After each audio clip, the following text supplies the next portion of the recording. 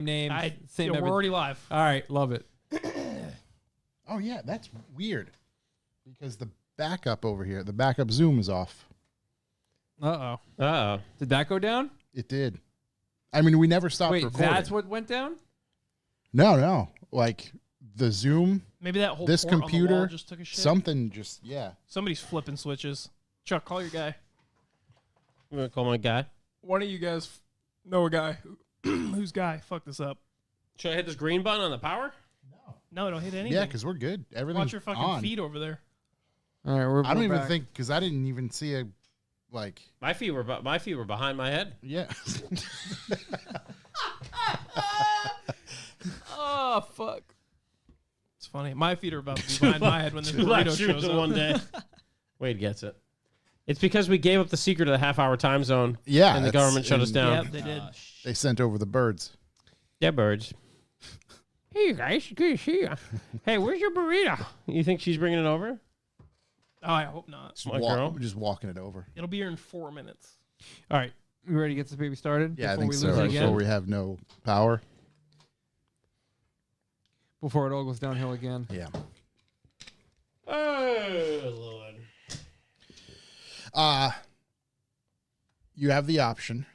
We're going to talk to you first. You can hang out and stay for the whole show, but if you need to head out, you can head out.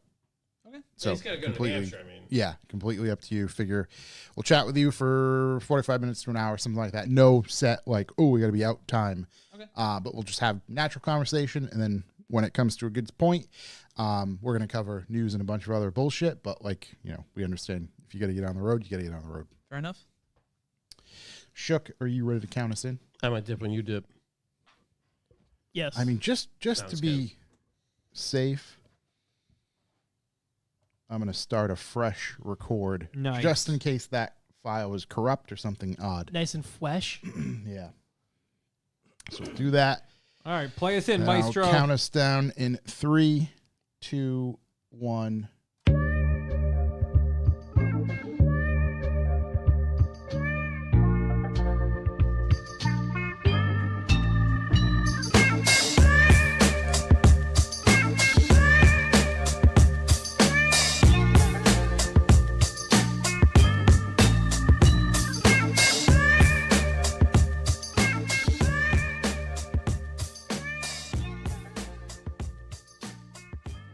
Welcome, ladies and gentlemen. I am Josh Garcia, and this is the Revival Motoring Podcast. As always, I'm joined by Chuck Who It's me. and Corey.si. That was so loud. The music, we're cranking it in 2025. Oh my We're god. bringing it back. I might have that a little hot, if you will. That would be all right. But that's fine. So, Shook is here. Shook, he's waiting on his burrito. It'll be here momentarily. And when it comes, I'm coming. You can do that. It's going to keep you busy for the next 2 hours. Shook is here. We're going to talk to Dan, a member of Night Style, Damn. Sir. a Mazda aficionado. He drove one of the prettiest cars known to man here today. Owner of another Drift Miata, right? Roadster King. You do some grip stuff. You do some slidey stuff. I've done it all. He's here. We're going to talk to him about all that sort of stuff. Find out who the true Roadster King is. Big shouts to Jordan. I know who the true Roadster King is now. And, we'll cover the rest of the things how we naturally typically cover them. We have some stuff to cover and some stuff to catch up with. But before that, thank you very much for tuning in on YouTube or audibly. If you want to support us, you can go to our website, revivalmotoring.com, where you can sign up for the B for B. What is B for B, you ask? We'll tell you a little bit later. But that is how we keep this show rolling. It is a monetary donation on our website, subscription-based. You can sign up for or grab some merch if you are willing to. Please be willing. Jordan. Please get involved. Wild Steve, 369. Pizza Cheese for the boys. pizza for the Hell boys. Love that. So with that said, we're going to open it right up and talk to Dan first.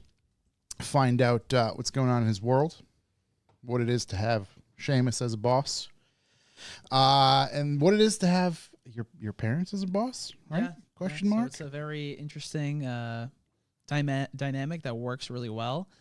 I guess where should I start? I mean, there's so much to let's talk about. start with that, right? Your parents as a boss, and what I mean by that is they own a shop in New Hampshire. What kind of shop? So the shop's called Exploin Auto.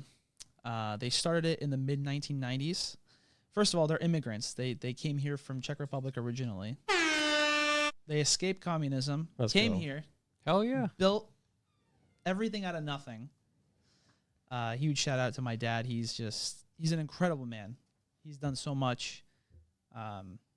He's helped me a lot to where I am now through motorsport early on in my lifetime. Yep. They've had probably over 1,000 Miatas since the mid 1990s. So was he influenced by anybody else in the car world, let's call it? I mean, it starts really back in Europe where they were fixing cars in communism, like little communist two-stroke, Trabants, if anyone knows what that is. Oh, yeah. 600cc two-cylinder front-wheel drive crap boxes, essentially. Yep. And they were just flipping them. And everything they knew was car-related in Europe now. And also my uncle, he's huge into cars. I mean, he started doing time trials in the mid-1990s with Com at Lime Rock and New Hampshire Motor Speedway. So they've always liked lightweight cars. Okay. Really was inspired by early 1960s British cars, but everyone knows how MGBs go. Right, reliable and They don't really go anywhere. Unless you got a tow truck. They exist. Yeah, They exist, everybody knows right, they exactly. exist.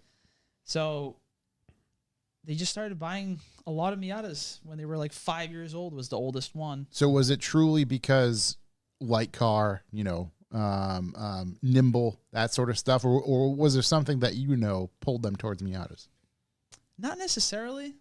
It's just that they bought because they were buying so many cars that they just kind of happened to stumble upon them, I guess, in a way. Okay. But figured out, okay, affordable, reliable, cheap, double wishbone suspension, good balance, really cheap to get into.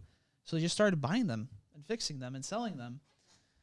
And then it just escalated into what it is now. Like, we've parted out over 300 cars in the last probably 20 years. Yeah. It's just, I can't even describe how many parts we have. My mom, she runs the eBay. We have an eBay store, and she lists everything, packages everything, ships everything out from wiring harnesses, interior panels, everything. So it's a very tight-knit, family business that works. Yeah. And then, my dad put me on a four-wheeler when I was 3 years old. Let's go. Yeah. We got a pretty large property at their house. So it was just kind of bombing around the woods at a very young age. Got me hooked. You couldn't keep me off the thing at all. So it just kind of... There's a history to things with motors, things with engines, things with, it's a very natural thing for you. Extremely. Yeah. So your position at the shop currently, or actually let's go even back. What did you start doing at the shop first? I think I started just hanging out there when I was 9 years old with my dad in the summers off school, vacation. What age did you first drive a car? I was 10. I figured it was going to be And younger it was a than... Dodge Neon. Let's go. Love that. Love that. The first automatic car, it was Dodge Neon. The first manual car was a 2004 Nissan Frontier pickup truck. Was it to just move it around the lot or something? Yeah, pretty much. Okay, yeah. Yeah, he was like, you got it? I'm like, yeah, I guess so. Clutches on, because I was used to riding a Banshee at that point, Yamaha Banshee. So 6-speed, just, okay, the clutch is with your foot, not your hand. I'm like, okay, got it.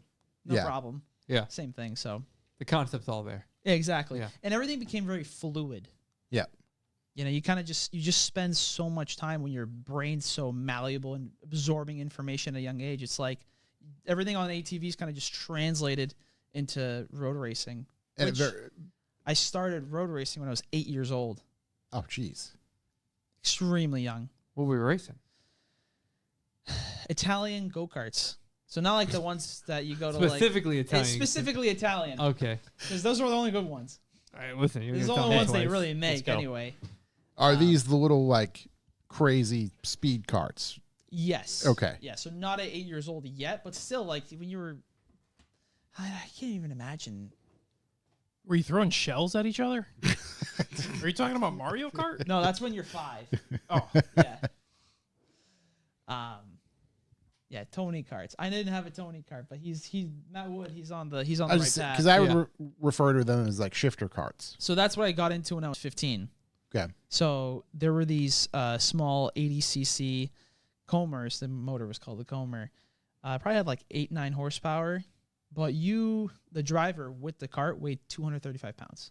Yeah. Super light, 2-stroke. I started racing when I was 8 years old. We got a go-kart. Corey, please put that on the screen because the looks of this thing is just so fucking good. That's a full-size cart. Yeah. Dude, Did you even? I'm a big fan of the livery. There's just stripes everywhere. Pretty cool. So if you type in DR carts, that's the one I have. That's Oh my exactly the God. one. Get the fuck out. You still have it? I still have, yeah. I did a race in it last year. Oh, that's so cool. That's How do I sick. get one? So you can see the one to the left right there, the 493. A little bit down. Number 493. A little bit over. Oh, I got you. That one, yeah. So that's like the setup, the radiator on the right Okay. side. So say shifting someone's right looking, there. they got an empty parking lot. They have some usage, and Dude, so that did things- someone put hands on one of these? Let me tell you, those things are so raw. There's no suspension. The suspension is the chassis twisting. Yeah. Essentially, that's the spring. There's Yeah. no shocks. It's a solid rear axle. The chassis all aluminum or is it's it? steel tubing. Okay. Okay. Yeah. So they got front brakes that are ceramic.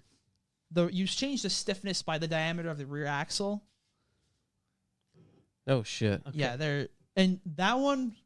So the motors I had was a 125 rock shifter. Mm-hmm. It makes 55 horsepower. Oh god. But with the driver, you weigh 385 pounds. Oh my God, dude. You trying to go splitsies in one of these? I mean, So this it's not gonna brand be hard to get me involved in this. brand new chassis is $5,000 or a little like 50, We might need a bigger 5300. parking lot. Yeah. You can't run them in a parking lot. They're so fast. I was gonna say right. You can't. There's You'll no. lug it. If you're below 10,000 RPM, just it doesn't. I'm move. sorry. You're below 10,000 RPM. Oh yeah, the power band's from about 11.5 to 16. I'm out on the half. Really comes out on that top end. You There's know? no starter. Yeah. The guy Right. You have pushing him to. right there. That's how you start it. If you're on the stand, you put it in first gear. You spin the axle with your hands. Yeah. If it dies on the start, you better run and jump in and neutral. As you're jumping in, you kick the shifter with your knee. Wow. That is the most raw racing you can do.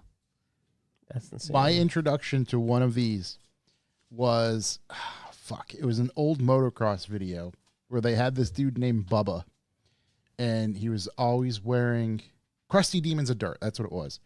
He was always wearing overalls, and they had one of these shifter carts, and they put this fake, like a mannequin in it, but they fixed the throttle pedal so it was on 100.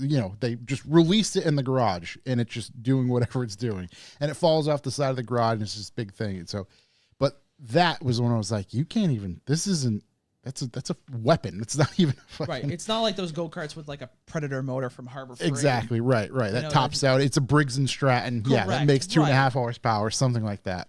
This thing it's just crazy to describe. And I think from a standing start, it does 0 to 60 in like 3.2 seconds. That's absurd, especially seeing it has to get up to that You're like RPM. this close off the ground. Right. You're hitting curbs sometimes and the seat hits it. You're sitting on fiberglass with no seatbelt. So okay, you are. It's like, it's crazy. You're not even a teenager, and you're running these things, right, to a certain extent. Where the hell do you do this? So there used to be a really nice track in East Bridgewater, Mass. It was called F1 Outdoors. Okay, I remember. I've not gone there, but I do remember it existing. It was a beautiful facility. Yeah. Beautiful. Guy named RJ Valentine. He did run a lot of Porsches, if I can remember correctly. So he built the track, and they always had a lot of problems with sound. So when COVID happened, they didn't run it. You see, that's the track. Wow, that's cool. It's incredible. So, now it's an Amazon facility. That track's gone. Of course, yeah. Fucking bastards. Heyday. So right fuck. there Damn you, Bezos. in the back, left-hander, that's a banking. That Oof. one right there. They had a wall had to be put up like a sound barrier because the neighbors would complain. So they always just were fighting trouble over Classic. there. But they're super happy with the Amazon Oh facility. my I God. bet. See, that one right there with the Ferrari sticker, that's my video. That's me. I'm not even kidding. That's when I was probably 10 years old. driving this right here. That's incredible. It's not on YouTube. Hit that button. I put the 18T badge on the front. From a Yeah, we don't need a Volkswagen. secure. Yeah. Continue the old site. Wow. That's awesome. We'll have crazy. to watch them or play some of those or So, link them or something after the They're fact. battling what noise? Because these things got to be a wild noise. They're once not. it's all- They're honestly not tremendously loud. really? They're not that loud. It was similar to a dirt bike. Yeah, roughly. It was sometimes some of them even quieter. Yeah. Yeah, it's when you get a group of like 30, Yep. it can get pretty Buzzing noisy. around. Yeah, So for this type of racing, obviously this track, man, I wish I had. it's that. So track. because I went to F1 Boston, and I remember the indoor seeing the track. F1 outdoor stuff, and Yep. like I used to go there. Me and my friend Owen used to go there pretty consistently. It was super fun. Had a great time because at one point we were going there and we just got on the track, he and I. So it was just a full on one-on-one battle as fast as we. Oh, it was so much fun. Never forget it. But I knew about this place and never got a chance to go there. You could do rentals, kart rentals there as well, if I recall, because we were making plans or something like that to make it happen, but we just never did. It's a shame this place does not exist anymore. How much do you think about drifting it? Not really. I mean, it would be a nice drift track. Yeah. It's kind of reminds you of like USA Air in Wisconsin. Right, Very right, tight just- go-kart track. yeah. Same thing. It's narrow for a car to do like big tandems, I'd say, but Yeah. you can do it. It's tight. Yep. But yeah, that was only the only like good track around here. Then we would go to like New Hampshire Motor Speedway and Canaan. Yep. Then there's a track out in New York, Oakland Valley Race Park. It was like out by like Pennsylvania out on 84. It was a So nice track. was it a league that you were in, or was it just? So I started doing like the local thing, which was like club racing, like SCCA, but it was called NHKA, so New Hampshire Karting Association. Then we got into this thing called what was it called? Gear Up Challenge. That's 10 years ago now, but they were going up and down the East Coast to like GoPro Complex, so like North Carolina, New Jersey, Boston. They were going F1 outdoors. Mhm. So then Pittsburgh, Pennsylvania. So there, I did some small leagues. We never went to like Super Nats, Super Scusa, which is called was Super Karts USA. Mm-hmm. That's like the biggest one in the country. But the huge races are in Europe for these things. Yep. Because these are the karts that like all F1 drivers start on. I was gonna say this is it's identical. huge. That's what it is. And like it's crazy because this, you start to hear of drivers separate themselves from the pack even at this young level. Because I mean, everybody knew who Lewis Hamilton was. You see them. It's crazy, and you can follow them through that whole their whole career path realistically. Right, and it's such a good thing to start off, and especially young. You learn so many things on how to drive. Relatively, it's like it's just I recommend it to everyone that has like a child that wants to get into like motorsport because I'm like it's so good. There was never any huge crashes in it. Like I flipped a go-kart once Yep. doing like 90. It was scary. I was gonna ask how obviously they're very quick. What's top speed? So it depends on the track how you gear them. I was just Sprocket okay. I wise. was also gonna ask, Well, do you like, change gearing too? The shifter Okay. car at Canaan on the backstretch when we were in road course, it was 104, 103. That's oh my. And again, you are inches away from the ground. Yeah, no safety. Well, safety. There's not much safety. I mean, you have a neck brace, a helmet, rib cage thing. But I mean, there was maybe a year or two ago, a horrific incident. Nobody died, I don't think, but one corner of a track was too slick. I don't know if somebody spilled oil or something, but there was like 5 or 6 of them, big pile up, and the speed that they were exiting, this corner that they could not make and hitting the tire barrier, it just was like a reminder of, hey, they're fucking moving, and that's brutal still with nothing. They're ragdolling every single one, just piling onto each other. right. Wild. And I've come across many drivers in racing karts, and you could really pick out the kids that were like, okay, they have no idea what space is. They're just hanging on. They're just hanging on. They're just hitting you or something or whatever. I've gone to my rage faces on the track. Yep. I'm a very civil person on the track, and then if someone is doing something they're not supposed to be doing, oh man, You let them know. yeah, there's been a few times where nothing else mattered. It's like, I just have to hit him back now. Nothing else matters. I don't care if I get black flagged. So I can see how this could prepare you. Obviously, you did some other on-road stuff, right? Yeah. But I could see how this could prepare you for moving at a significant amount of speed and being very close to other people, other drivers, other cars. You know, again, just gets you used to it, I'd imagine. Yeah, especially, you know, at that young age, like I said, you just absorb everything so fast and learn, and everything's happening so fast in those things. It's incredible. Yeah, and then I did karting for a long time up until now. I still do it here and there just for fun. Yeah. There was a point where we were really competitive trying to win, and there's a whole thing where you have some classes, you can run some different motors. Some motors are better for small tracks. Some motors are better for high horsepower, like long straight tracks. We had the one that was not good for long straights, and the season where we were going to the tracks, there were a lot of long straights, so it was really difficult. Yeah. But we made do with what we had, you know. And I also learned to do work on stuff there. You know, I was 12 years old, like, okay, we need to figure out these gear ratios for this track. Okay, we need to add more caster in the front because the thing is not, it's understeering like hell. Yeah. Right, there's so many benefits to it, and it's pretty simplified too, right? It's like, Extremely. there's not a million different adjustments. It's, you know, relatively okay. Here's what I'm going to do, but I'm changing something minor and seeing and feeling the change to put the pieces together mentally. We've had scenarios where my brother, he was running the same chassis as me, same motor, and he wasn't running the weekend I was. Oh, motor popped. Okay, switch the motor in between sessions. Takes 20 minutes. Mm-hmm. Yep. There's just like a fuel line, motor mount, shifter linkage, chain. That's it. Yep. Just nothing to them, which is really nice. You put it on a kart stand. It's easy to service at the track. It's not like a car. Right, At the track, like racing spec Miata. There were sometimes where it was like, okay, well, I don't have a trans here. I'm at Lime Rock. I'm going home. Right. Like it's a bit that's more. it. That's my weekend. I mean, has Seamus talked to you about you got to have double of everything? Well, it's true though. He's right. It's like I'm already here. You know, and you got to be prepared. Yeah. There's no fucking around. So I get it. All your family was involved with the karting. Oh, everybody. 100%. Everyone is, yeah. Your parents just enjoyed seeing the kids get out there. Yeah, pretty much. And, you know, when I was between the age of 8 to 12, my dad was doing most of the wrench work because I didn't know yet 100%. And then there was a crossover where I was doing everything, and then he was just helping out here and there. We would get to the track and do, the stuff. So, at what point did you need a bigger vehicle? Man, I guess it really started to escalate when I got my license. Okay, that makes sense. Well, not even actually. Not even. So, I've always, when I was probably 12 years old, I remember that, what was it? This is where my peak of interest began for drifting. I was 12. I never watched any old school Japanese drifting videos. None of that. I didn't care. Not that I didn't have time, but I didn't care. I was busy messing around with ATVs, go-karts, and playing with RC cars. So I remember it was snowing one evening. My dad had a B5 A4. Yep.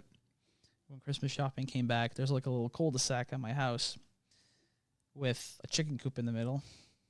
I don't know if it's an important detail, but there's always chickens there.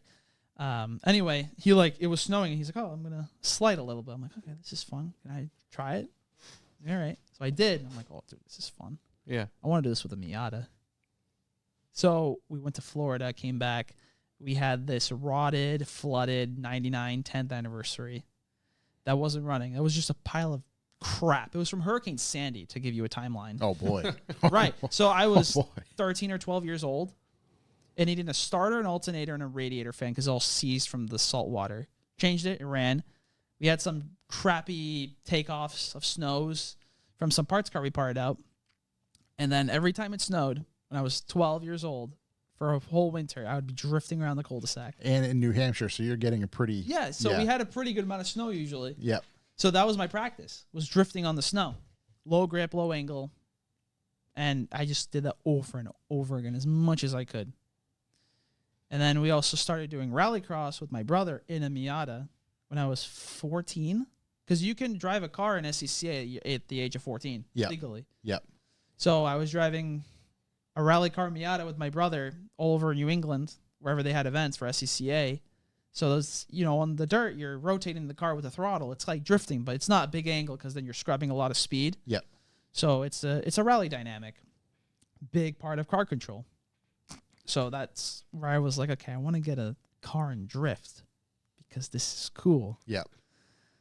And a Miata was just the natural answer because I was just surrounded by like a billion of them. They were just there and they could do it. Right. Yeah. I'd just walk in my garage, it'd be 100 differentials on the shelf. Like, okay, well, I'm pretty familiar with this. Talk This about an makes ideal sense. scenario. Yeah. Right, I'm not going to go out and buy a 240. That would be stupid.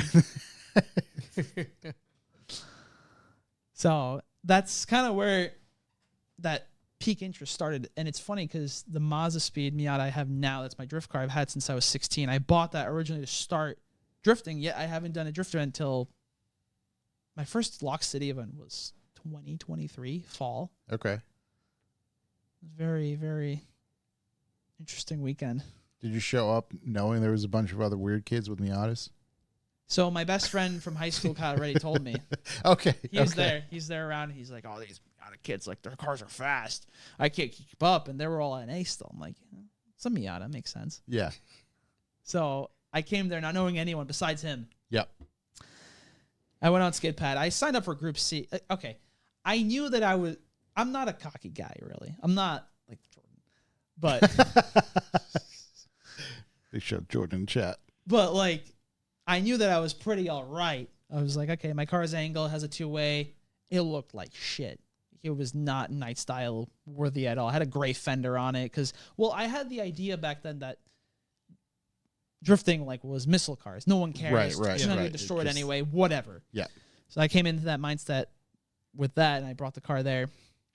I think. So I signed up for Group C. I go out, and I just laid good laps. And luckily enough, Ben Manzo was running grid that day. Yeah. The first hour, he's like, I did the last lap on Group C, and he's like, I came off, and he like waved me over. He's like, dude, you're catching everyone that I send out in front of you way too fast. Go drive with B. Like, you don't belong here. I'm like, Yeah. okay. Dude had no idea who I was, which I But mean, how would he? But it was just driving funny. spoke for itself. Right? Yeah. Yeah. And so I drove with B, and I tandem with Ralphie the next day in the rain for the first time. It was crazy. It was just a really fun weekend, and I met all those guys. I think by the end of the night, my first day, I drove A group layout Oh, wow. because they had so many people there. The line wrapped around the building like heavy, Yep. really bad. And I think Kyle talked to Lynch, and he was like, "Hey, this kid, if you want him to go there, he's good." Yep. Because he's known my driving forever. I mean, I was 16 doing dumb shit on the street with no angle. Right. Wherever right. I Just- could, carefully. Yeah. Now this is play in a that. controlled I've never had a environment. speeding ticket in my life, knock on wood. That's very good. It's having that common sense of knowing when to do bullshit. Yeah. But anyway, yeah, so I met all those guys that weekend. And then I just started I hanging mean, out talk with them. about diamond in the rough for them. Finding the dude who's just, head over heels for all things Miata Dude. and I've- just the knowledge that you and your entire family have. I've had, I think, almost 30 of them since I was 16. That's crazy. Some were complete piles, like $300 ship. Right. boxes, Just, like yeah, to just whatever. grab. Yeah, just make them run and resell, make some profit, because Yeah. that's how I made some money here and there when I was 16. I got a lot of my friends in high school into Miatas too. Everybody in the Dude, town's it was driving a a Miata. very, very strategic business. Look into it, too. It was very, very good. My what was it? One of my two best friends from high school. One had a Jeep XJ, another one had a BMW 330 Ci E46. And they're like, "Oh, Miatas are gay, stupid slow car." I'm like, "Okay, how about you drive it?" Because my car was already factory turbo back then. It was pretty quick, maybe like 200 wheel. And they drove. They're like, "Oh shit, where do I get one of these?" I'm like, "Well, I know a guy. I know a place." It's funny. I've bullied a lot of people into buying a Miata, but it's funny because it always works out for them in the end. Because it's like I'm not even trying to make a sale. It's like I know you need this car. If clearly you believe in the platform and there's I a do. passion I for it, do like especially them. from that motorsport standpoint. Yeah, exactly. Because it's honestly tough to argue. Like, okay, small, light, good chassis, rear wheel drive, and a lot of good things for it to just get out and whether it's grip stuff or drift stuff, you can utilize the platform. My favorite thing ever is I have a 1990 Miata with like 300K almost. Shitty dry passenger side fender, dense, pink. It's like faded. The clear the single stage paint's like gone. Take it to mass tuning, drive, get point bites by like GT3s. It's the funniest thing ever, because it's really fun to drive those cars on the limit when you know how to. Because it's a lot of people buy these cars like, oh, I'm buying a E46 or some cars or whatever it might be. Go to the track. You're never gonna get to the limit of that car if it's just so over the top. Right. You know? That's how I see it, at least. You have to just Low power, lightweight, momentum based, and even like no inhibitions of, all right, I really got to keep this thing right side up. Whereas something like that, you can just kind of, I'm going. Yeah, exactly. And it's nice to have a car in your mind when in the back of your head when you're on the track, like, okay, this car's $7-8 grand, like whatever. Instead of you're in a BMW or an E46, right. BMW M3 or a Porsche, and it's like, oh, this is 50 grand. I don't want to put it in a wall, really. Right. Yeah, I happen to really like this car, or whatever it might be. So there's a difference of, I'm just driving the car on the track for fun, or I'm trying to really improve my driving skill. Because there's a lot. I don't know. I get to a point where I'm like, there's a lot to be learned from a lightweight, underpowered car. Mm-hmm. And it goes for a lot of things, I don't know. I mean, you could learn a lot from a cart. Right. You learned a lot from a cart. So it's just kind of a natural translates progression. Yeah. So the family has this business, right? It is just, are you servicing vehicles around the area? Are you mainly just kind of flipping things and selling them? And how does that work? It's a dealership. Okay. So we buy, it's a lot of rebuilt cars. Yeah. We buy a lot of stuff from Copart and IAA. Oh, yep, there it is. We got a bunch of stuff here. We got Miata.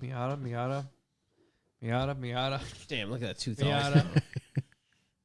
That's it. Then we get some Subarus here, some Volkswagens. This is great here. Dude, honestly, this 2012 with the 5-cylinder right here, 40,000 miles. That's got another 200 before it even. That's a long-term investment. Yeah.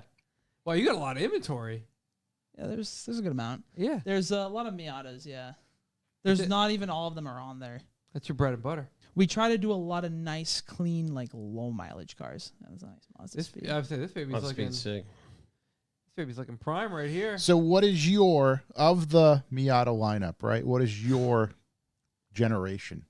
What is the one you're like, that's best? Best car. Sick. NB. Okay. Yeah, that thing's really nice. Well, trying to cut a deal on this thing right now, or what? Yeah, I'm digging that baby. Looks wise, it's NB. I really like NBs, but let's fucking go. On paper, NCs are better. Okay. It's just the reality of it. For sure. NCs are better. Newer, a few more. What differences did they make, from NB to NC? It's based on the RX-8 chassis. Okay. The NC, they share a lot of different parts. Okay. Multi-link rear. You can get a little bit more creative with the rear setup of the car. 5-lug is nice, 5x114. Yeah. Versus 4x100. I think the MZR swaps is very popular in those cars. Is that the Ford motor? Okay. Yeah. Yep. But the NB is just like, it's more simple. It's more raw. Yeah, it's like a Miata. The NC is more like a touring car to me. Okay. It's bigger, bulkier, heavier. And Miata is like the Roadster. Yep. NBNA is the Roadster. What your current drift car is NB? Yep. Tell us about that.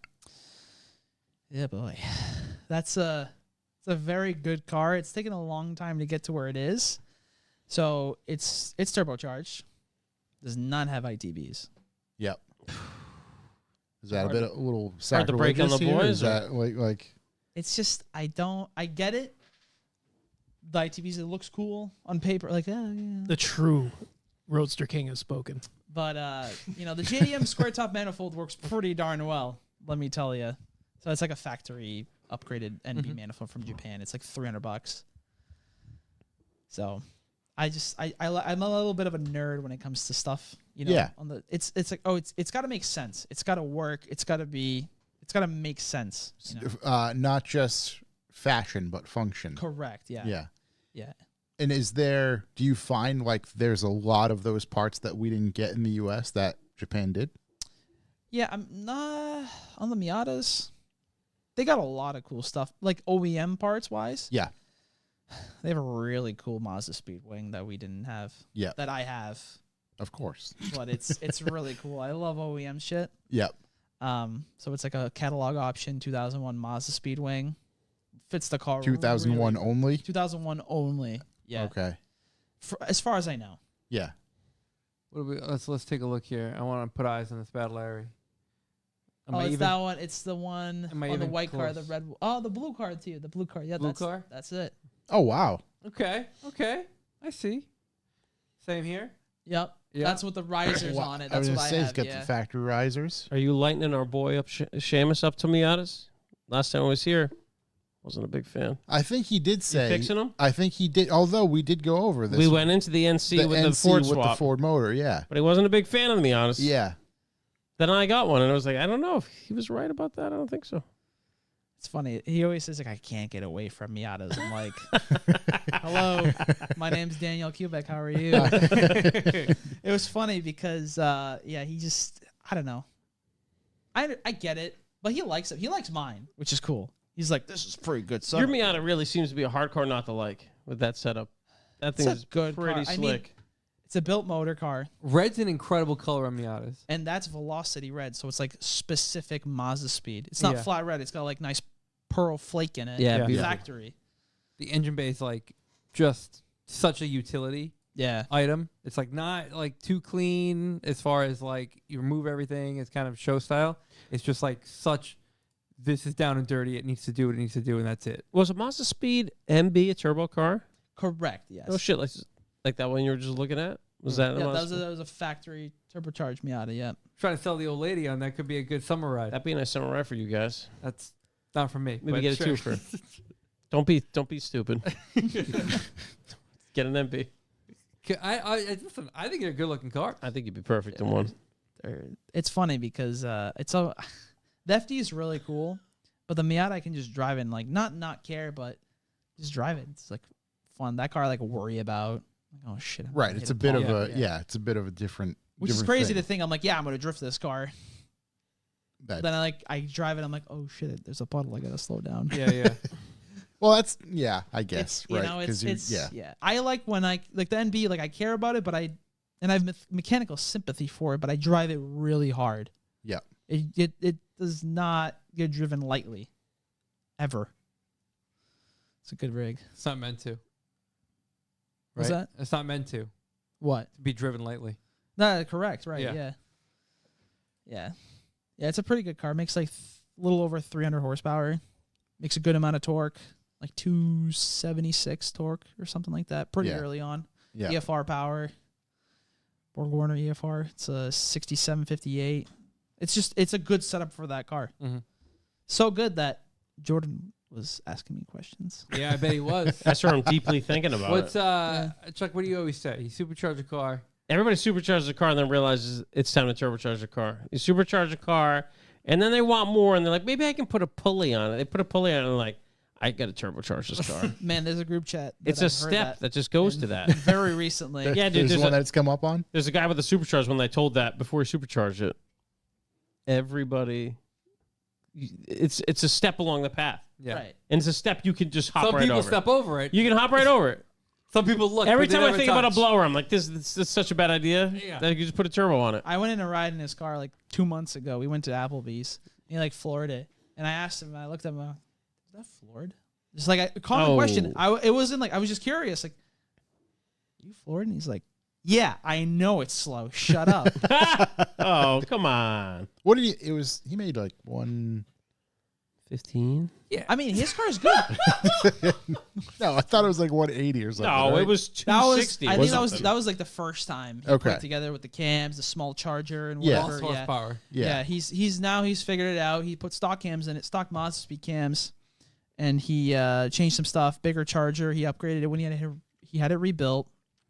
But that car is really good. I will say, it keeps its temperatures well. Sounds it's still cool. fast. Yep. You know, it just doesn't have that punch of torque like a turbocharger does. So it makes you have to drive the car hard, But again, it depends. Like if you get into scenarios and chase, oh, this guy really chucked up and slow down. Like you can get yourself into some not trouble, but you got to really know what you're doing. Plan ahead, right? Which is really hard sometimes. Right, especially in a tandem. If the lead car is, because I know there's rules to not decel too fast, but if they're a high-powered car with a grippy setup that can pull away from you rather quick, you can be stuck at a point of I can't make that distance up, and just that's it. Just for continuity on the audio podcast, Jordan claims he makes 285. 285. What? When? I don't want to leave it out there. I just see 285. How many cars? The correct number is 285. I think he's got the papers, right? I just realized. He's got the papers. It's done. It's on his mom's fridge right next to the final boat. Yeah. I just really like beating up on Jordan. It's fun. Yeah. No, because he's a what good did it make sport. for torque? That's what I want to know. No. Yeah, right. Is that because you're 302? What did 302 make for torque? Yeah, we're just talking. Oh, made 306 and 308. Hell yeah. Actually, you know what's funny is I have it written down somewhere. Yeah, right, because we did a contest. I'm guessing 7. 7. Wait, dude, I'm having a lower manifold ported, so I'm curious to see what it does after that. Well, we'll talk about that. Yeah. When it happens. How you wait your turn? What would be your current setup your ideal setup? And a drift spec Miata. Yeah, okay. I would say so. Well, because I'm still on the factory drivetrain. Corey's got that red car pulled up again. He's excited about Dude, it. He's got it pulled up. I left it. Dude, black leather interior. I mean, you guys might want to exchange numbers. I was going to say it was like I just glanced over and he's popping it right back up. The price looks pretty fair on it. These guys seem to be fair. Look, very fair. Fair guys. Am I gonna lie? I think it's a cool ass car. I think it's a cool car. He's into it. You guys got sick of it. I can have it. Yeah, when I looked at the inventory on the website, I kept stopping at that one. I'm a big NB king myself. I didn't mean to derail the conversation here. So NB platform, currently this setup, pretty ideal. It's pretty ideal, yeah. Okay. I mean, I wouldn't really want to add more power, yet I feel like I need to in a competition setting. I did Street Series the other week. Mm-hmm. Yep.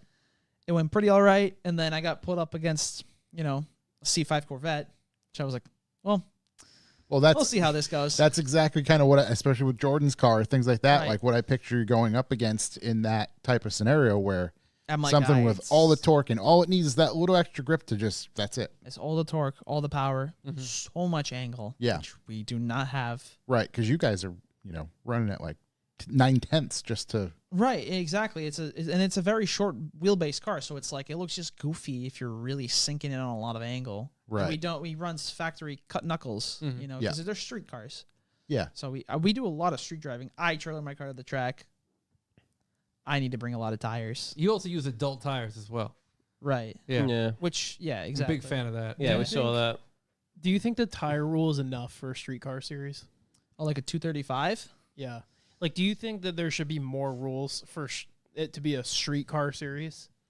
Because the Corvette thing is that gets super, but that's so difficult. This is a very big rabbit hole because I came into drifting from racing spec Miata because I hated like the spec car rule because everyone cheats. And then at the drivers' meeting at Street Series, they said no one's protesting. I'm like, well, what are we doing here? Like, why is this even a comp? Yeah. In competition, you get people on the edge of the rules or surpass them, so you need to protest them to keep everyone in check. I'm like, this is called Street Series. Some cars have FDF kits, and the wheel is sticking halfway out the fender well. This is not a street car. Right. Where do you draw the line? Yeah. It's such a... I agree. Right, it's like such a my vague... car, I street it more than some of the people that are street cars in that series. Right. But I need a glove box. But I can't really fit one with my cage. So I'm about to just put a box on my dashboard, a clear box, and put gloves in it. That's a glove box. Because there are no defined rules. So what are we really talking about? I think that the whole, like, okay, I have so much angle and my wheel's halfway out my fender, that should be a no-go. That's just me. Whatever. Yeah, like, should we be limiting angle? Is tire size enough? What about horsepower limitations? Well, I don't think it's fair that an all-motor Miata has to drive against a Corvette. Right. It's like, where's the fun? But at the same time, everybody's gonna be like, "Well, just make it faster." That's not. But then that's the problem too. Is like when you start putting in exceptions and building that stuff in, it just it can fall apart quick. Right, And I think that's I think their goal is to, hey, we still want to make this thing happen, so let's do this. I agree. It's just like it's a street car. You don't see street cars with wheels that are outside the fender, and that indicates, okay, this guy has a shit ton of angle. Yeah, I'm screwed. That's really what it was, because Shabby pointed at me. I'm like, oh, so who am I up against? Top 16. Pointed at the Corvette. I'm like, yep. All right. Slam on the new tires, make it as grippy as possible real quick. Right. I tried my best. I could have done a little bit better on the chase and lead, I think, a little bit. But still, it's like, I just know he's right there. Yeah. When we're transitioning, I'll glance up the rear view mirror. I'm like, I don't even see his hood. I'm like, yeah. But you can hear him. Right, exactly. So it's like, and they could run all the tire too. Well, 235 is the limitation, but still, they can. And I ran a 205. It's a Miata. Like a gentleman. Right. That's gentleman's tire. It's just, I think that there should be two categories at least for like, not displacement, but like, power at least, because if you have that guy just has so much torque. It's a V8. Like, what are you gonna do? Yeah. Well, I know. I have one. Right. It's a low power one. I still get bullied, but yeah, it's a lot different. Like if you fuck up in front of me, right? Not you specifically, but in this scenario, if you fuck up in front of me and you have, let's say you have 300 horsepower, 180 foot-pounds, or 210 foot-pounds of torque, and you get back on it, you're going to take off much slower than if I just tap the gas. I'm going to be right back on you because my fucking car just grips. Yeah. And I've got a shitload of torque, and it's like, you know what I mean?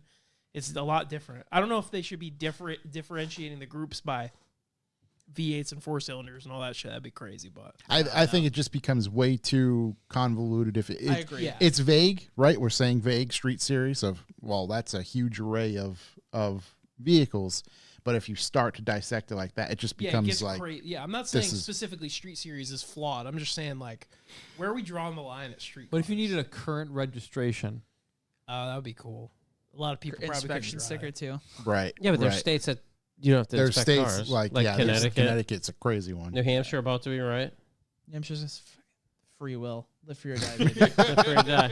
I got no floorboards. Doesn't matter. Yeah. Go drive down to the shop. God bless. Don't even wear a seatbelt if you're over 18. No. They don't just open carry revolvers and do burnouts with beers. God bless you. You don't have to elaborate on this question, but are there some nice roads that you've, become familiar with out there? Huh.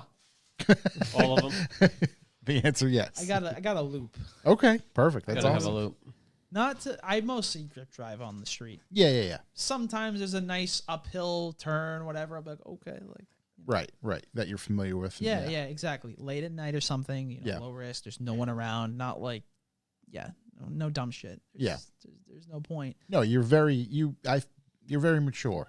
Mature. Yeah, I guess. To some degree. When you need to be, it seems. Yeah, exactly what Jordan said. Dude, like, it's funny because I'm like, okay, we're going to go on a little back road. And he's like, all right, you gotta relax a little bit. Just like driving here. Is there another, would you even enter, besides the FD, would you even entertain another chassis?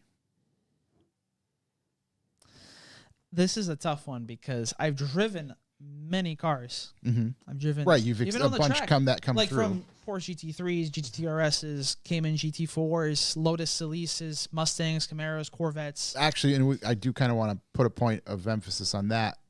You've driven other cars because you also instruct people at tracks, so that's why you get a lot of these scenarios. Right, exactly, and it's like I don't know. My main thing is the FD is my all-time favorite car. Mm-hmm.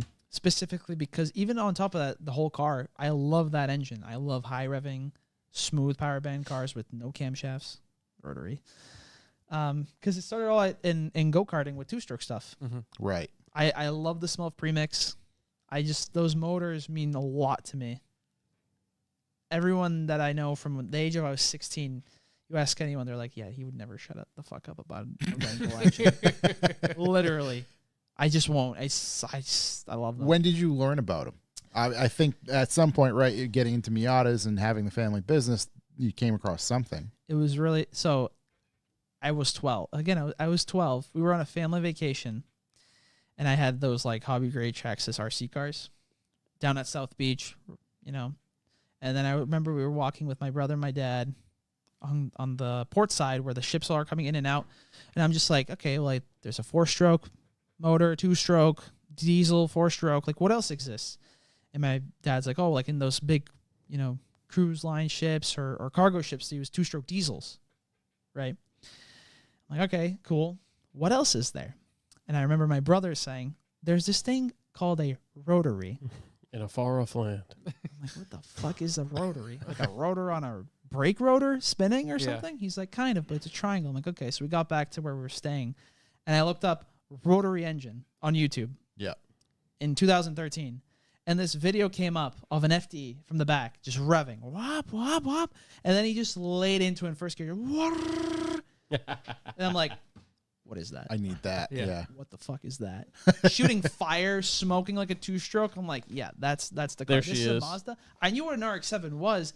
I just kind of, everyone puts that car in like the area of like comparing to like a Skyline or a Supra. Yeah. So I thought those cars had a 6-cylinder. Right. Right.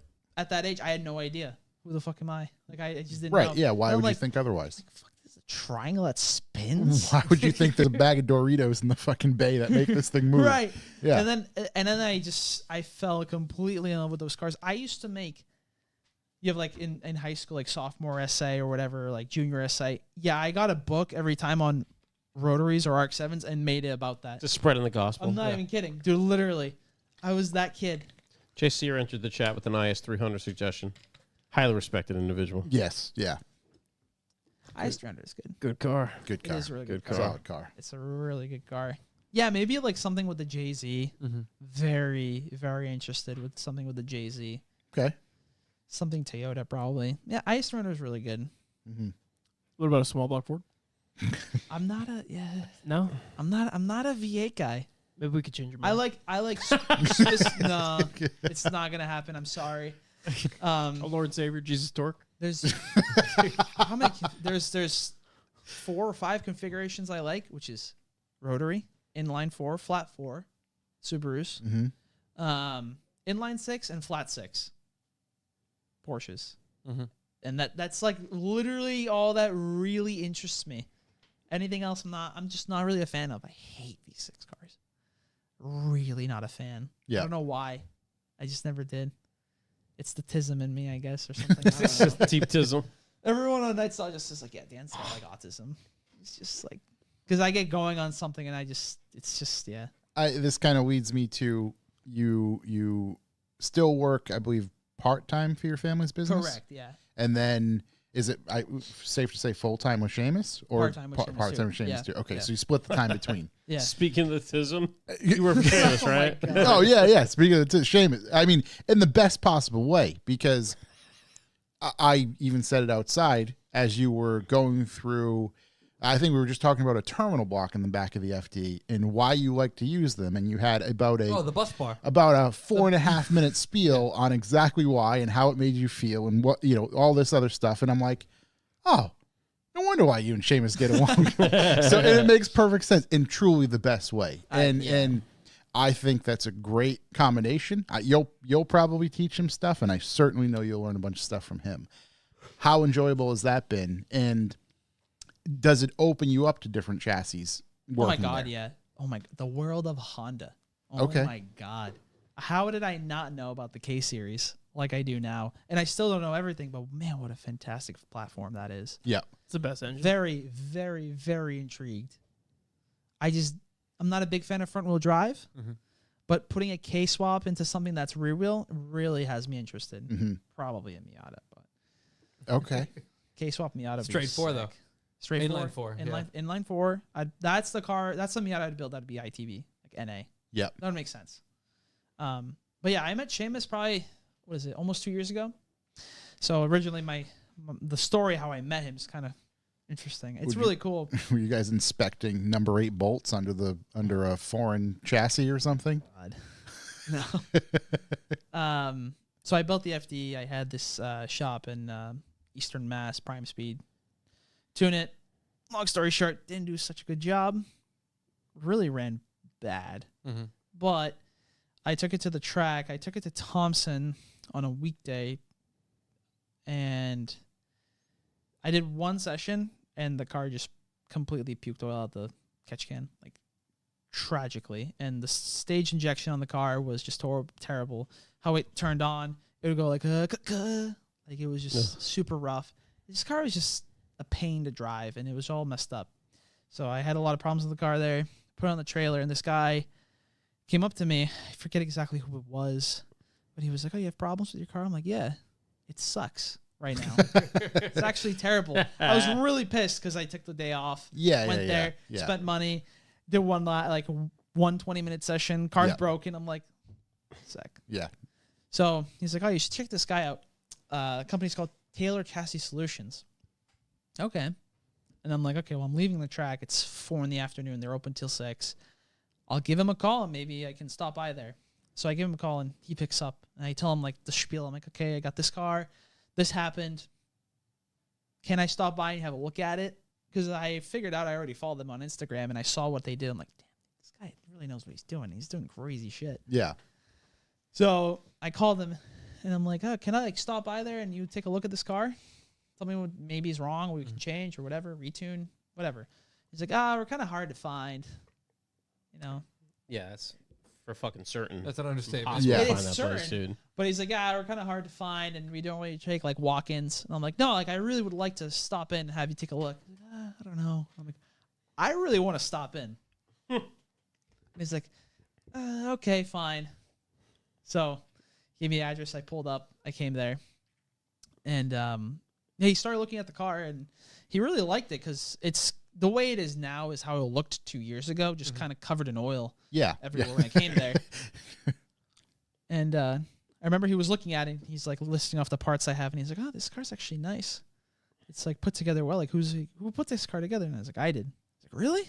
How old are you?" I was 22 at the time. Yep.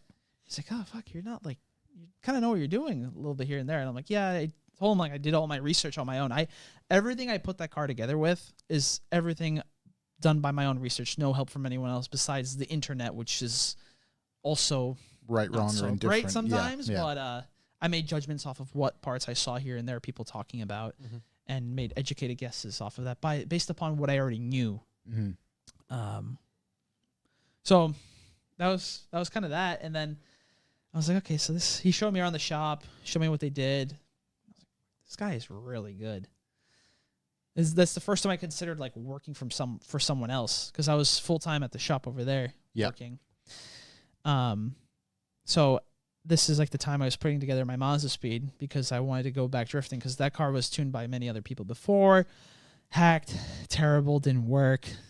It's just a piece of shit. Because I'm very keen on cars driving well. Like it's got to start nice. It's got to warm up. The fan's got to turn on, not die. Throttle tip-in's got to be crisp. Not just the guys that you bring it to him, tune it in 2 hours and give you a fat bill, which I don't care about paying. It was always about like, did you give me a good product? Right. Or not, because paying more sometimes for a good product is sometimes if the result is there. Yeah. It's cheaper. If you're happy, happy, you know what I mean? Because you can pay someone the same amount and it's just complete garbage and everything breaks and you do it over again. And if you leave happy with it and you're like, oh, all right, you feel like you got something for it instead of, Right, exactly. So he tuned my Mazda Speed first on a stock motor, and that car lasted the longest it ever did, getting the shit thrown out of it, and it ran so good. And he when I came there and had it retuned for him, he retuned the Miata for me. He was kind of like sprinkled like, oh, like I would like you for work for me. I'm like, oh shit, like that's cool. So then I told him that I would like to work for him.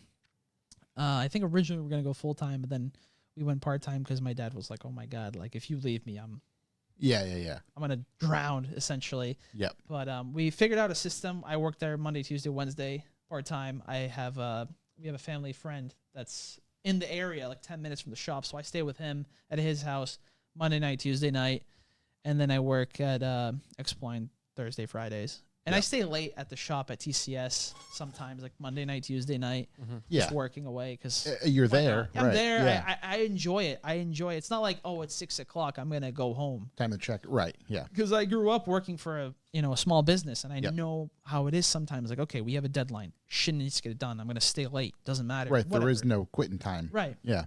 And sometimes it's like that, and I don't even mind. I enjoy it, and it works out. It's working really well, I'd say. It's great. And he's the best.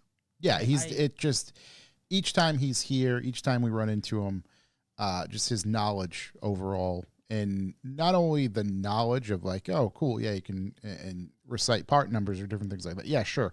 But there's theory behind that knowledge and Correct. why something may or may not work or be a good idea, especially he is able to apply all that in whatever application you're trying to use it. Right. Which is just, it's the full package of, oh, here's all of this information, and you can take what you will from it and make the best decision on that. I agree. And he's just so smart. Yeah. And he's just the nicest guy ever. It's like, he's just so great. Yeah.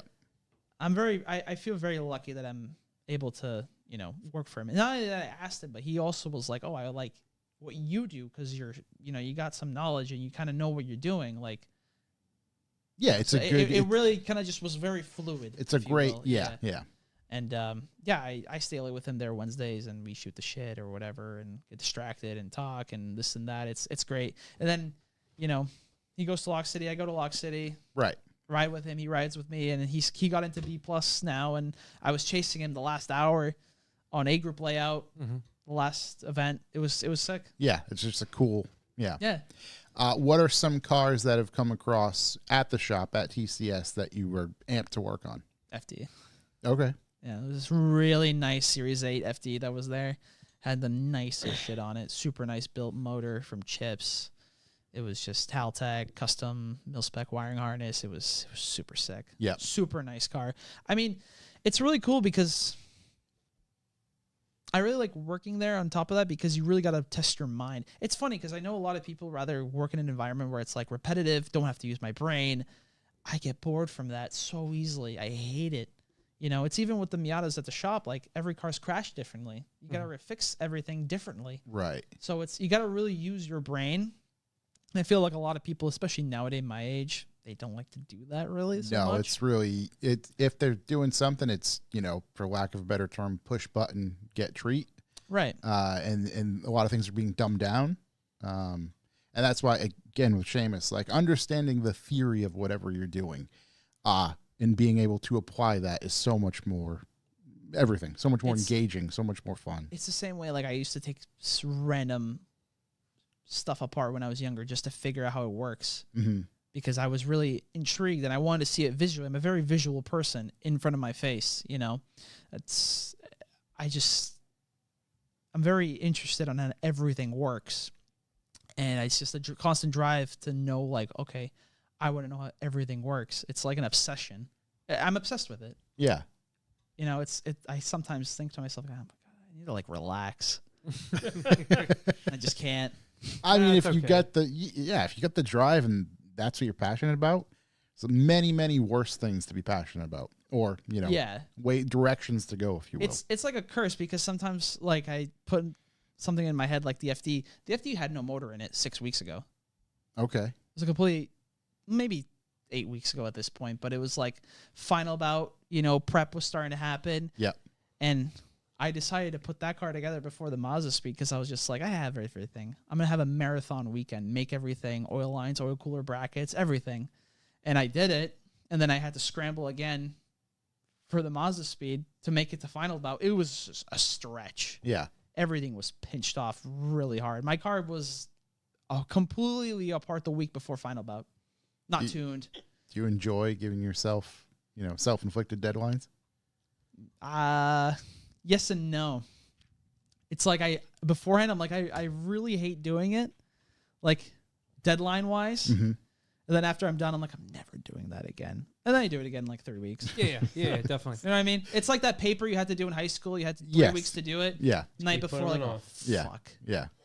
Crunch time, You're baby. like, I'm never going to do this again. And you just do Next it over one. and over and over again. Did your parents know you went to final bout? My parents do. Jordan's mom has no clue. Yeah, no idea. My parents are still involved. My mom likes to, know about what's going on and this and that. My mom, she's the best. She's really cool. That's awesome. It's involved. It's great. Very involved. Yeah. Yeah, it's incredible. So, they're very supportive too, with that stuff. I'll just be my mom's like, I never see you anymore. You're always just in the garage. I'm like, yeah. What do they think of drifting? My dad, he understands it. Okay. The car control part of it. He's like, yeah, not many people can do this. I like it. He likes the idea of the challenge of it. My mom, she thinks it's cool.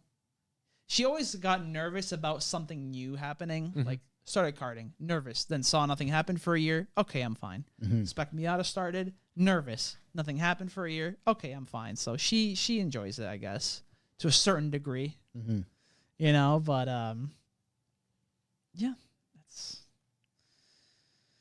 Is there any other motorsport you'd like to get involved in? No, not really. Because I know that if I get hooked, I'm gonna go down the tubes. It's like when I got knocked out of Street Series. I went up to the fence. I disappeared for like 45 minutes.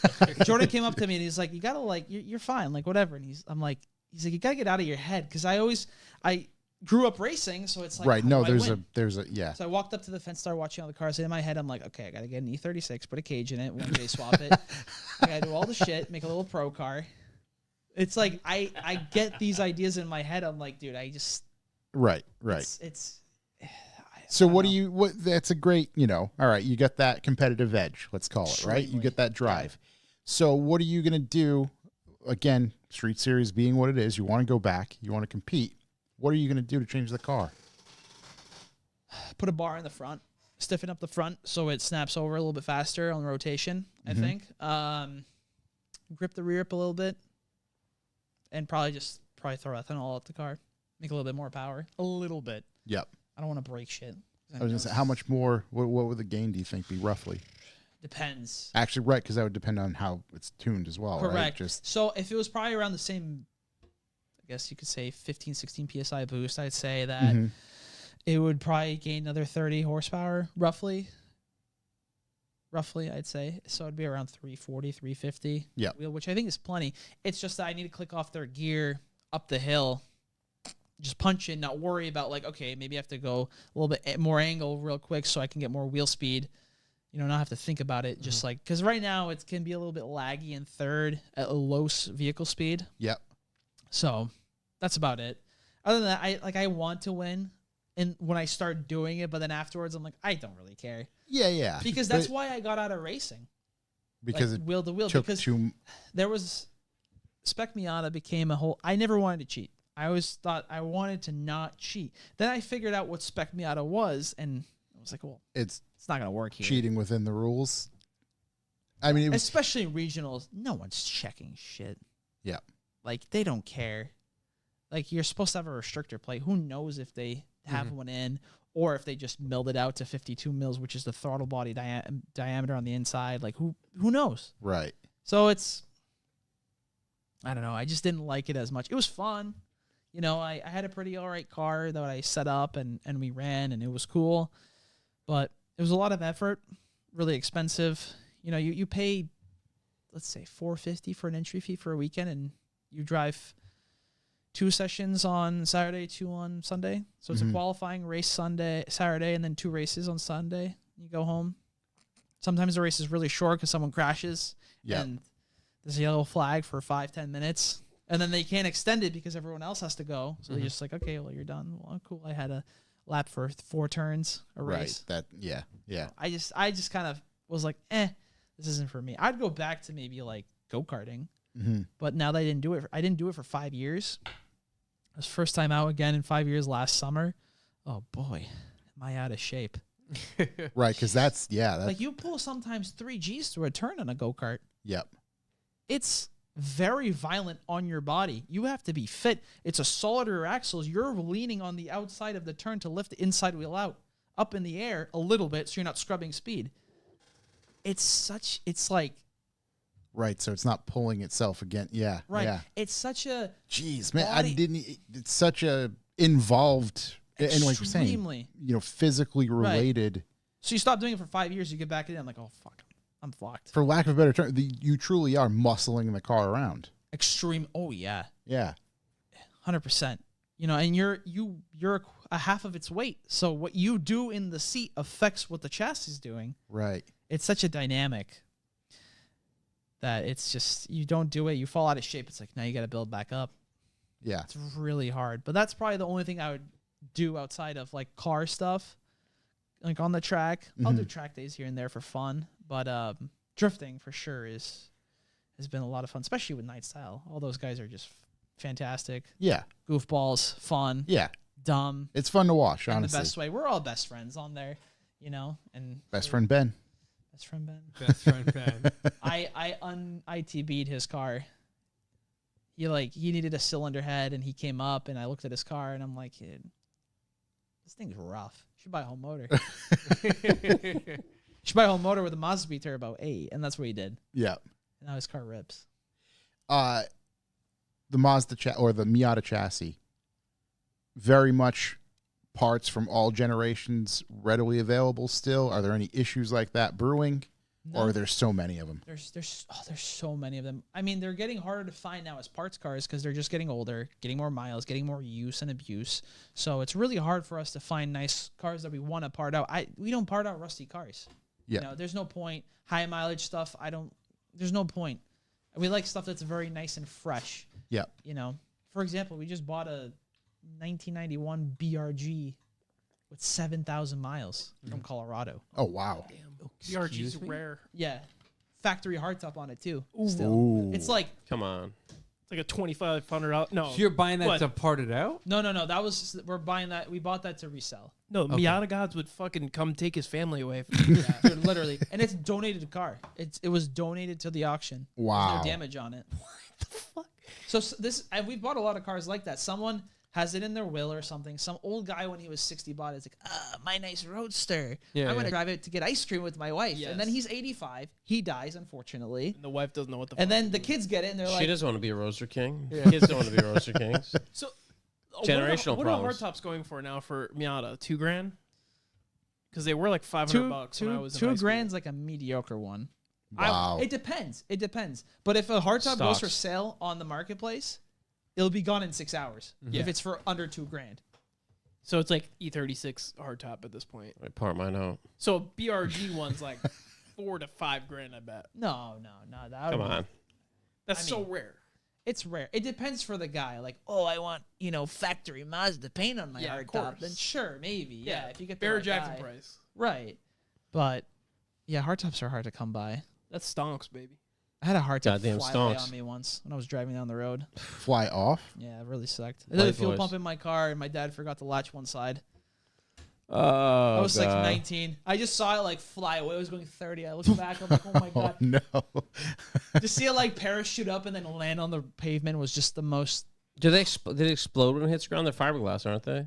They're not exact. It's called CMS. It's Okay. like it's like a fiberglass. Like a composite? Yeah, they It's- seem like they'd explode when they hit the ground. It didn't explode somehow. Oh, I man. put it on my car, drove it back. Was and it then summer? No That's way! why. You put it back on and drove away? Yeah, the That's glass fun. didn't even break. It landed right side up. What's better than New Hampshire? Unbelievable. What's Dude, better it than was- Miatas? Live free or die. And I repaired hardtop's that it. top and then sold it. Was not prepared to die that day. Not. That was the COVID era. That was like 2020. Yeah. I remember that. There was no one on the road. It was great. No one hit my hardtop.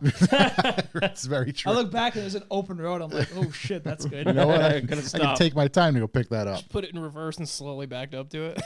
I stopped in the road and just went and got it. I stopped not far away from it, but Yeah. It's yeah. been an interesting noise when it came off. Oh my God, dude. Just it was imagine. bad. I can just, Immediate convertible just think of- satisfaction.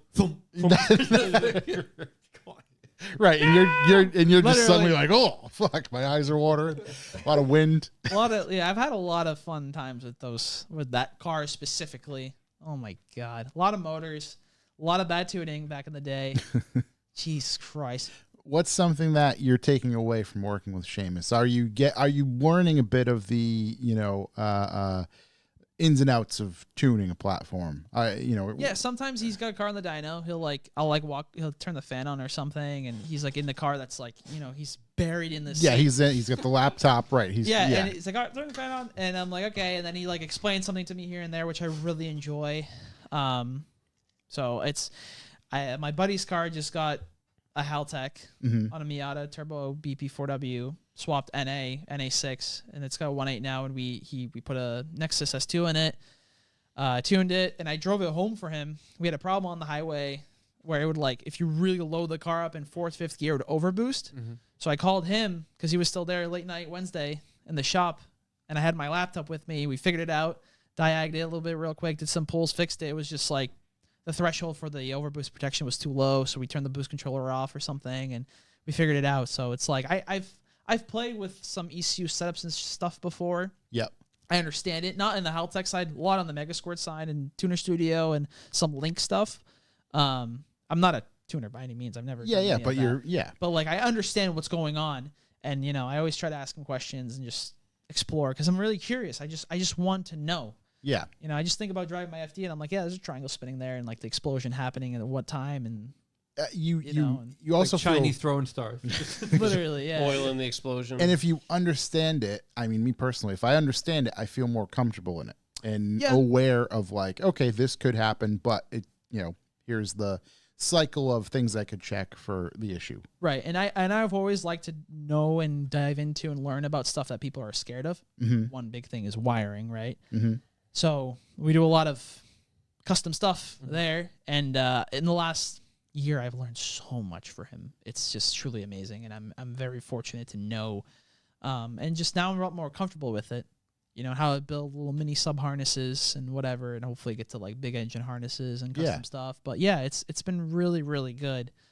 And just apply it on my own stuff, Right. You can take it away and right. And I already have, especially with fabricating my own V-mount for a Miata, because he told me to do that, which makes sense. And he explained scientifically like why the car's getting hot, made a lot of sense. And he did that on a Trek Car Turbo Miata at the shop, a yellow one and a yellow NB.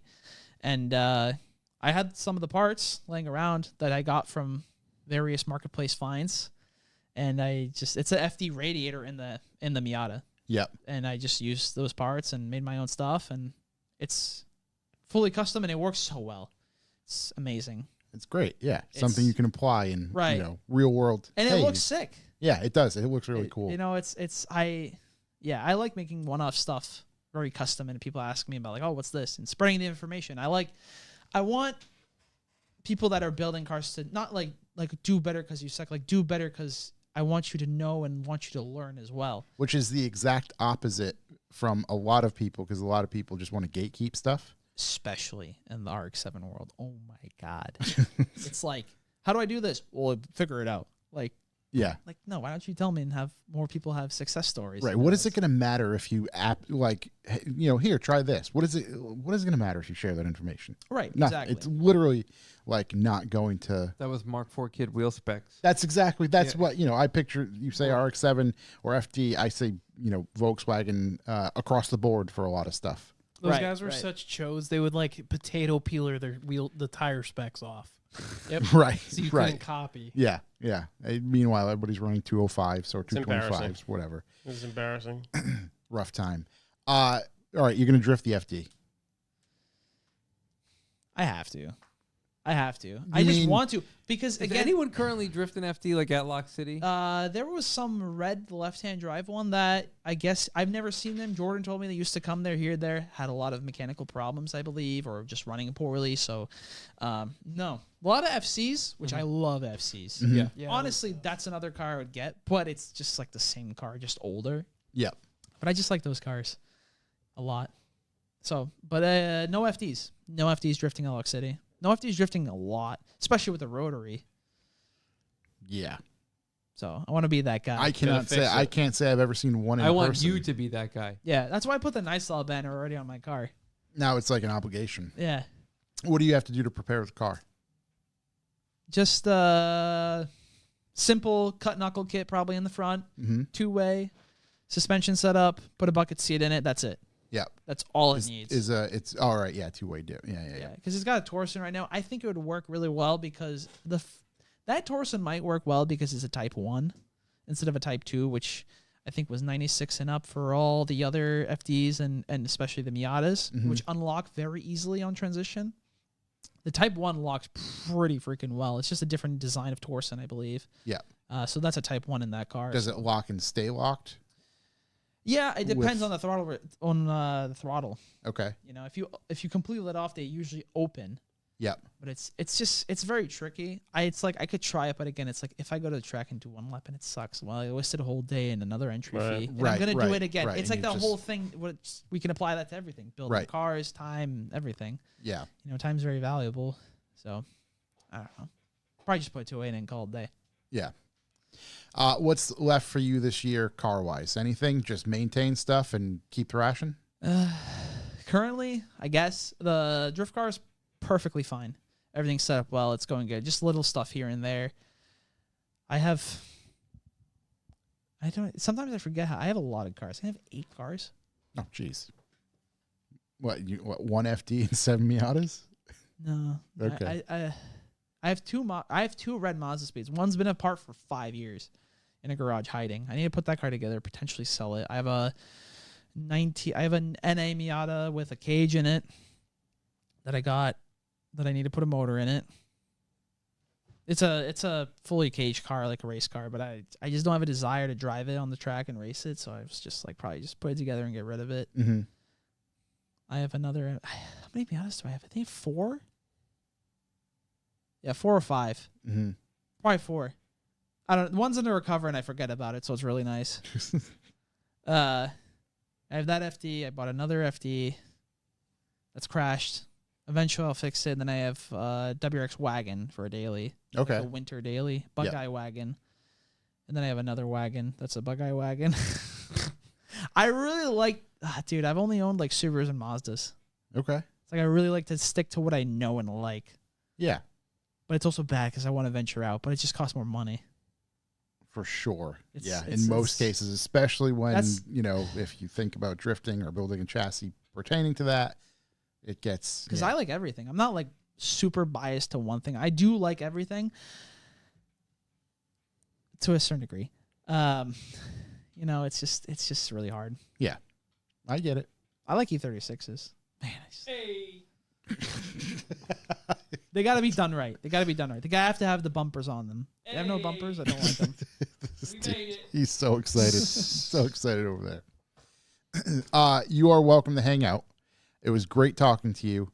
I look forward to seeing your car on track. Look forward to seeing what else you do at Seamus's shop, your parents' shop. It's a great little story, especially with them coming over, keeping things going. What are they nearing retirement? Are they thinking about quitting at any time soon, or what's their long term? I got no idea. I feel like it's one of those things where it's like I don't even know. Right, they just doesn't stop working. I was just gonna say I feel like it's gonna one of those where you never really quit. They just keep going and going because they enjoy it. Seems like they enjoy it. I guess, but then they complain like, this sucks. Yeah, but they still do it anyway. It's a fine balance, I guess. Yeah, for sure. Any small business that you run, it's probably like that. Yeah. Does the family partake in anything out of motorsports? You're in New Hampshire. You go fishing. I don't know, something. Skiing. Okay. Skiing. That's about it. There we go. Some boating. Let's here go. And there. Yeah, at least something you can get. You can break away from the cars for a little bit. It's okay. Yeah. But it's like really hard to. I get it. Even my cousin, she's into the whole car stuff. She used to ride horses. She has a 2016 Porsche GT4 that she tracks. Oh, jeez. Yeah. Love that. Excuse me? Yeah. Just to throw it out there real quick, I guess. Yeah, she's good. Everyone in the family loves motorsport. That's great. That's awesome. You don't say. Yeah, that's awesome. Even my brother has like 5 Miatas. I'm not surprised. What are your parents' daily? My mom has a Pacifica. Okay. Like that. Very nice car. Yeah. He loves it. And then my dad, he dailies whatever. He doesn't even have a car because okay, right. You it's just a a dealer plate. I mean, they have we have some trucks and stuff. Yeah. That we tow the cars with from whatever the salvage yards that we buy and this and that. But we needed to move a lot of stuff between the house because we store a lot of parts at the house too. Yeah. From the Miatas. It's a mile between the shop and the house. Yep. He has the same Frontier that I drove first, time. Oh, that's pretty cool. So he drives that. It's pretty rotted by now. It's got a K in it. It's really hurting with only 50K on it. It's tired. It's lived a long New Hampshire life. Never comes up to temp almost. The rings are really caked in oil. It's bad. But yeah, that's pretty much it. But yeah, they everything works pretty well. Yeah. Very busy. And just keep it going. Yeah, pretty much. That's great. So. It's good to hear. Yeah. Thank you very much for coming to hang out. Well, if you are taking off, we'll let you. Actually, Shook's got the keys and he can let you out. But if not, let's do B for B. Let's do Bucks for the Boys real quick. Doing B for B? Yeah, let's get into that, and then we'll hit the news and everything else. He's going to dip? We're going to dip. We're going to take a break. It's up to him. Yeah, I'll probably dip. Yeah, okay. He's going to dip. Yeah, Let's take a little break, then we'll get everything going. Take a brief pause. We'll be right back. All right. Hell yeah. Yeah, I'm out of here later. You out of here?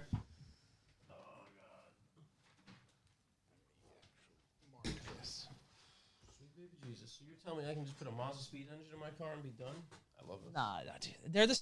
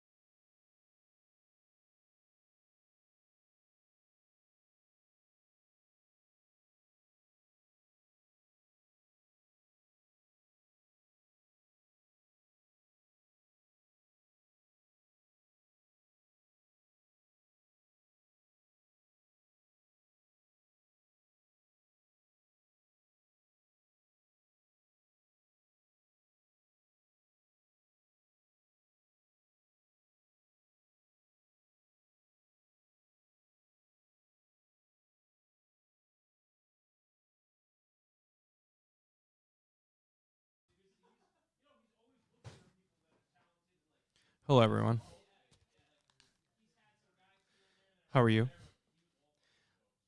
Everyone else is saying goodbye. I've come to have it not be total radio silence. Jordan, were you proud of your boy?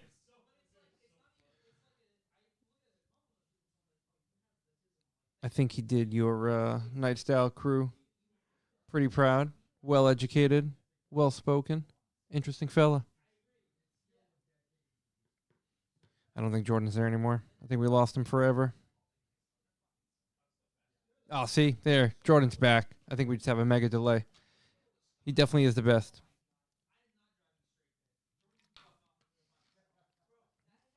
Most brain on the team. I could tell.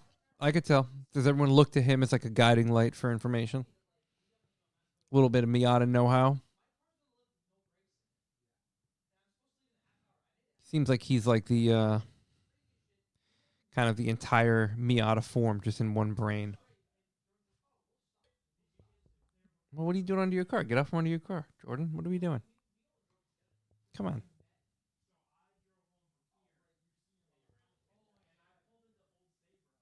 I mean, for anyone listening currently, if you haven't seen, Josh made a beautiful little video with Jordan.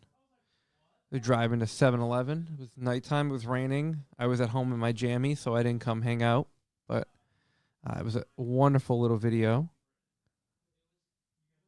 And he did some skids for the camera. It was much appreciated.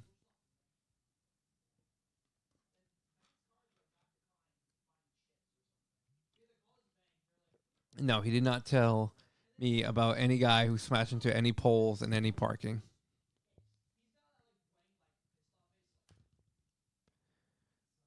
What do we think happened with that? Was the guy drunk? All right, I'll ask him to talk about it. He can explain it there.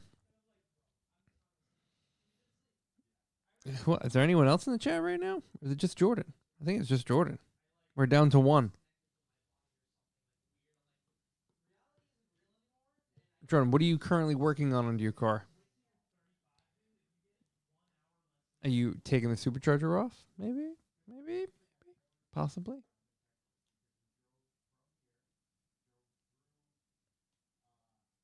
An oil change, brother. You've been doing an oil change for the past hour. What are we doing? You can't be doing an oil change.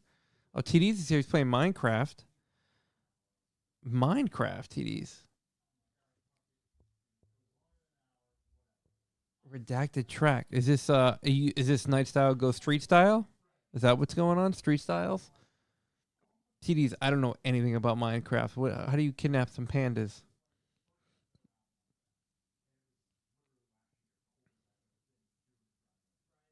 I'll see details by Doug. See, we got the whole crew here. We got the whole crew. Everyone's here. Oh, okay. Canaan. I can definitely say the word Canaan, I think. Maybe not. Who knows?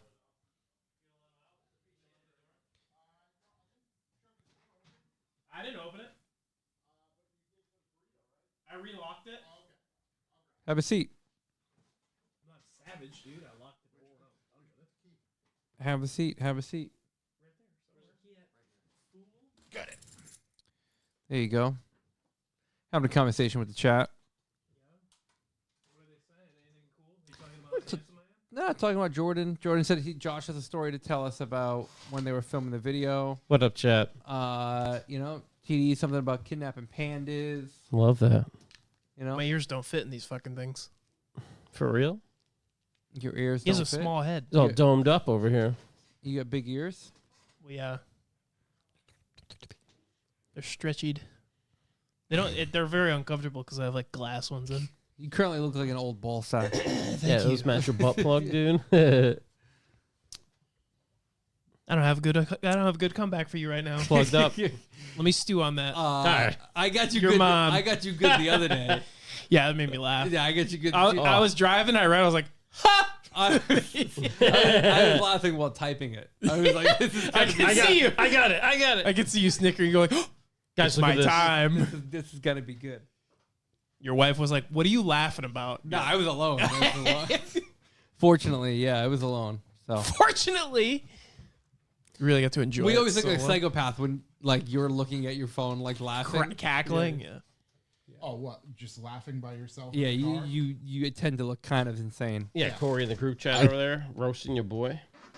Yeah, I do it all the time. Why is mine not working? I might have pooped my pants. I hit a bunch of buttons. 1, 2. I hit this one, whatever that does. Oh, there we go. Okay. That bad? Yeah, I couldn't hear there we go. myself. You can only hear me. We're back. It's real odd. We're back. You want to mark it, Josh? I currently have a software update going. Oh, love a software update. On the your car. phone or? Oh, That's so you're even not better. leaving. No, he's got the mini. He's updating it at home. Oh, The Tesla's at home. All right. Let's continue on with this here podcast. Big shouts to Dan for coming in and schooling us on all things Miata and his kind of budding, blooming career that he's got rolling on. So that was fun to chat with him about What a that. match made in heaven, those two. Oh my gosh, Seamus and him, the things they're going to make, it's probably going to be unbelievable. Let's continue right along. Let's do B for B first, and then we'll run down our show and make this all happen. Yeah, do a speed run. Yep. Bucks of the Boys. It's time again. What's Bucks of the Boys? Bucks of the Boys is a value for value system that allows us to keep this podcast rolling. What we ask you, if you think this podcast is worth anything to you, anything at all, hit up revivalmotoring.com/B4B. There you can choose a Bucks for the Boys donation to help us out monthly, weekly, yearly, whatever you like, whatever amount you like. Just throw it in there. It helps us plan the bills, pay the bills, get more bills. It's just the best. You know, we really appreciate it. And that is a sustainable donation, keeps us rolling, keeps us going. So we appreciate that. And we do know it's an economic hard time, so you don't have to do a recurring donation. You can go on the PayPal, go to info, send a little donation over to info@revivalmotoring.com. And you can put a message in there, and we can contractually obligated to read it during this portion of the podcast. Josh, do we have any? Zero. Love you guys. All right. Greatly appreciate it. We're fucked, guys. Totally fucked. It's all over. Yep, better give that pizza back. So yeah, that's nice that nobody did that. Other, I guess, more important, non-monetary ways you can help us out. Just hit us up on the Instagrams or on the emails with some hot tips or tricks, music, pictures, fun things, fun times. Or you could show us your hot tips and tricks. Yeah, hey, that's right over. Shook's going to screen those for us. Send those to me. Send them to Shook. He's going to screen those for us. We appreciate that. You know, anything that helps us produce the podcast is absolutely huge and big for us. Also, we grow by mouth, so you can go ahead and tell people about us. Word of mouth is how we spread. So you can, we know you got car friends. Tell them about your online car friends. Yeah. The Revival Modern Boys. You spread us by mouth, and then we'll spread you. Yeah, it's an eye for an eye. Spread on the whole spread world system. See. Spread for spread. Spread for spread. So, yeah, you can hop on there and just tell your friends. You can listen to us in a public place. Listen to us on an airplane on your laptop as loud as it goes. We appreciate that. You got to drive people somewhere. Maybe you're a bus driver for, school. Just jam it on. Municipality. Let those little fuckers know. Make them all open their phone and listen. Yeah, exactly. Oh, yeah. Make them all like and subscribe. So that's big. What else we got going on? Oh, obviously the best way to see the podcast, and everybody should do it at least once in their lives, is about 7 p.m. Eastern Time. Every Wednesday, about every 7 p.m. Eastern Time, about every Wednesday. Eastern Standard Time, that would technically be 8:35 Australian plus 8:35 a.m. Australia. Yeah. ATC, Australian time, cunts. You can pop on and go on live and chat with us. We appreciate you guys. Keep us going. Helps us with our guests. Helps us get our mind straight. Helps totally fuck up our audio podcast. So if you want to pop in there and chat with us, we appreciate you massively. Also, I think that's all I know. I like how you said we go live about every 7 p.m. About every 7 p.m. About every Wednesday. It's only 7 p.m. every Wednesday. Roughly. Roughly. Yeah. About. There's a give or take. Plus or minus. Different time zones, different 7 p.m.s. If you're an it's true. It's true. He's covering all the bases. Got me there. If you're an active B4B subscriber, you automatically have a chance to win something from us each and every month. We're going to pick that person next week. So we appreciate that. And we have your address. We will send you some stuff from time to time. Working on a few different things now. So hopefully we can try to get a bunch of different stuff out over the next couple of weeks, months, something like that. So we appreciate everybody. Thank you very much for subbing to that. With that said, each and every week we have a numerically based judging system. It tells us how good we did the previous week. Do you know how did we do last week? We didn't do it. You didn't do it? Yeah, we didn't do it because we were in the midst of it, and We'll get to it in 1 second. Yeah. That fucking guy. I think I hate him. 30 cents. 30 cents per listen. 30 cents. Hold. All right. If you're 30. A B4B subscriber, your money might be better sent to Sonic to win a fucking car. I can't fucking believe this guy won another EG. Technically, he didn't win the first one. He bought it from someone who won the raffle. Wait, he won that? Yes. What the fuck? Wait, who won? A friend of ours. A friend of ours. Who I got my EG from. No. He won Sonic's EG. The Sonic one. The white one. God. Can you tell me about Sonic's EG? I don't know anything about it. Incredible Everything. car. It's probably K Series. B. Toda. Everything. Oh. It's fucking... He won it. Mega Shave Bay. Very tight other Chris. Dude, he texted me. Walks away with this thing. He sent me a screenshot How of many it. He's on the tickets did he phone. buy? Like 20. So $40. Wow. Or whatever. Which is public info. You can look it up. Hey, you know what's great? It is. He texted me a photo of him on the phone with Sonic. I was like, I'll leave the podcast this fucking second, and we will go get the car. I'm going to call Sonic Should right have now. it early afternoon tomorrow. Yeah. Is he local? Connecticut. Like an hour and a Sonic half. Hour is like 45 30 minutes from me. Yeah. You know what's great? You never have to sell me yours back. That's right. That's right. That's right. It's I had to unsubscribe. He was giving away too many cars. So I did that to the text. I get so many texts. Yeah, you know what? And I should, because I probably would have entered. I would have entered on that one too. I'm glad I did. I can't believe this guy. That's incredible. Chris, I'll trade you a drift car for it. That's dude. Unbelievable. Then we could both have EGs. We could knock over 18-wheelers. It's incredible. Both white. Yeah. Both EGs. Both obviously hatches. The idle on that must be nasty. Jamie Marsh tuned it. Oh, so it's a Moon Man The car. photo shoot I'm gonna do with both of these vehicles and the video we can. Oh my god, it's gonna be awesome. Oh, it's gonna be awesome. Toyota B Bro, cams. it's Christmas 27. You include me in my Japanese car. JDM, It's just gonna sound like a rotary. Yeah. Wow, it's so fucking cool. Crazy. That's wild. He wins everything. I got deeply distracted. I am now distracted. What does he have? Like 55 cars now? Is this 54? What is? We can't comment on that. I haven't heard anything about that. That's true. No He idea. just has one car. He unloaded a One lot. car. That's very true. And it's a lease. And he from just work. won it. That's true. That's very true. He doesn't technically own this one yet. The interesting thing, right, is like just imagine this conversation with his wife. Honey, I just won this car. This is the cheapest car I you've just ever won this car. No. What do you mean they gave it to you? Yeah, that's exactly what I mean. It just Sonic. He's got it worked out. I wasn't gonna talk about it until Sonic posted it. in fucking crazy. You know what's funny is I just seen the Sonic thing. It said winner, but I'm like, son of a bitch, somebody won that. This guy's Mr. Wonderful, as far as I can tell. Yeah, there it is. I'm gonna have him kiss my kid, my first child. First place. What up? That's fucking incredible. That's unbelievable, dude. Yeah. Phil sent the screenshot. Unbelievable. That's crazy. Yeah, that's so fucking good. Oh man. Hey, there it is. I remember he was telling me he buys his raffle things. I'm like, that's fucking crazy. I mean, it's just like throwing money away. He never loses. No, wait, listen. Him and we have a side discussion about how much money we spent on these raffles. Yeah, we've lost a lot. But now he's gained. He's way ahead now. I say he's up. Yeah, he's way ahead. I'm way behind. Yeah, now he's up. I gotta get in the raffle game. I gotta get back on this. Yeah, I do too. Yeah, just because you win one, and then you have unlimited. Baby, I just won another car. Yeah, you're just buying stuff. Yeah. This is unbelievable. It's a hot hand. I got a hot hand in the raffle game. It's crazy. That raffle's called Bring a Trailer. I got a hot hand. You gotta blow him the dice. Keep winning. Matter of fact, I even Nils posted one about this E46 that they're building, and I just replied with, "I'm in." So like, I'm getting it. I drove it around the parking lot. It's wonderful. I was like, why did I ever build a BMW? I should have just bought one altogether. This is great. You know what's funny about the Nils giveaways?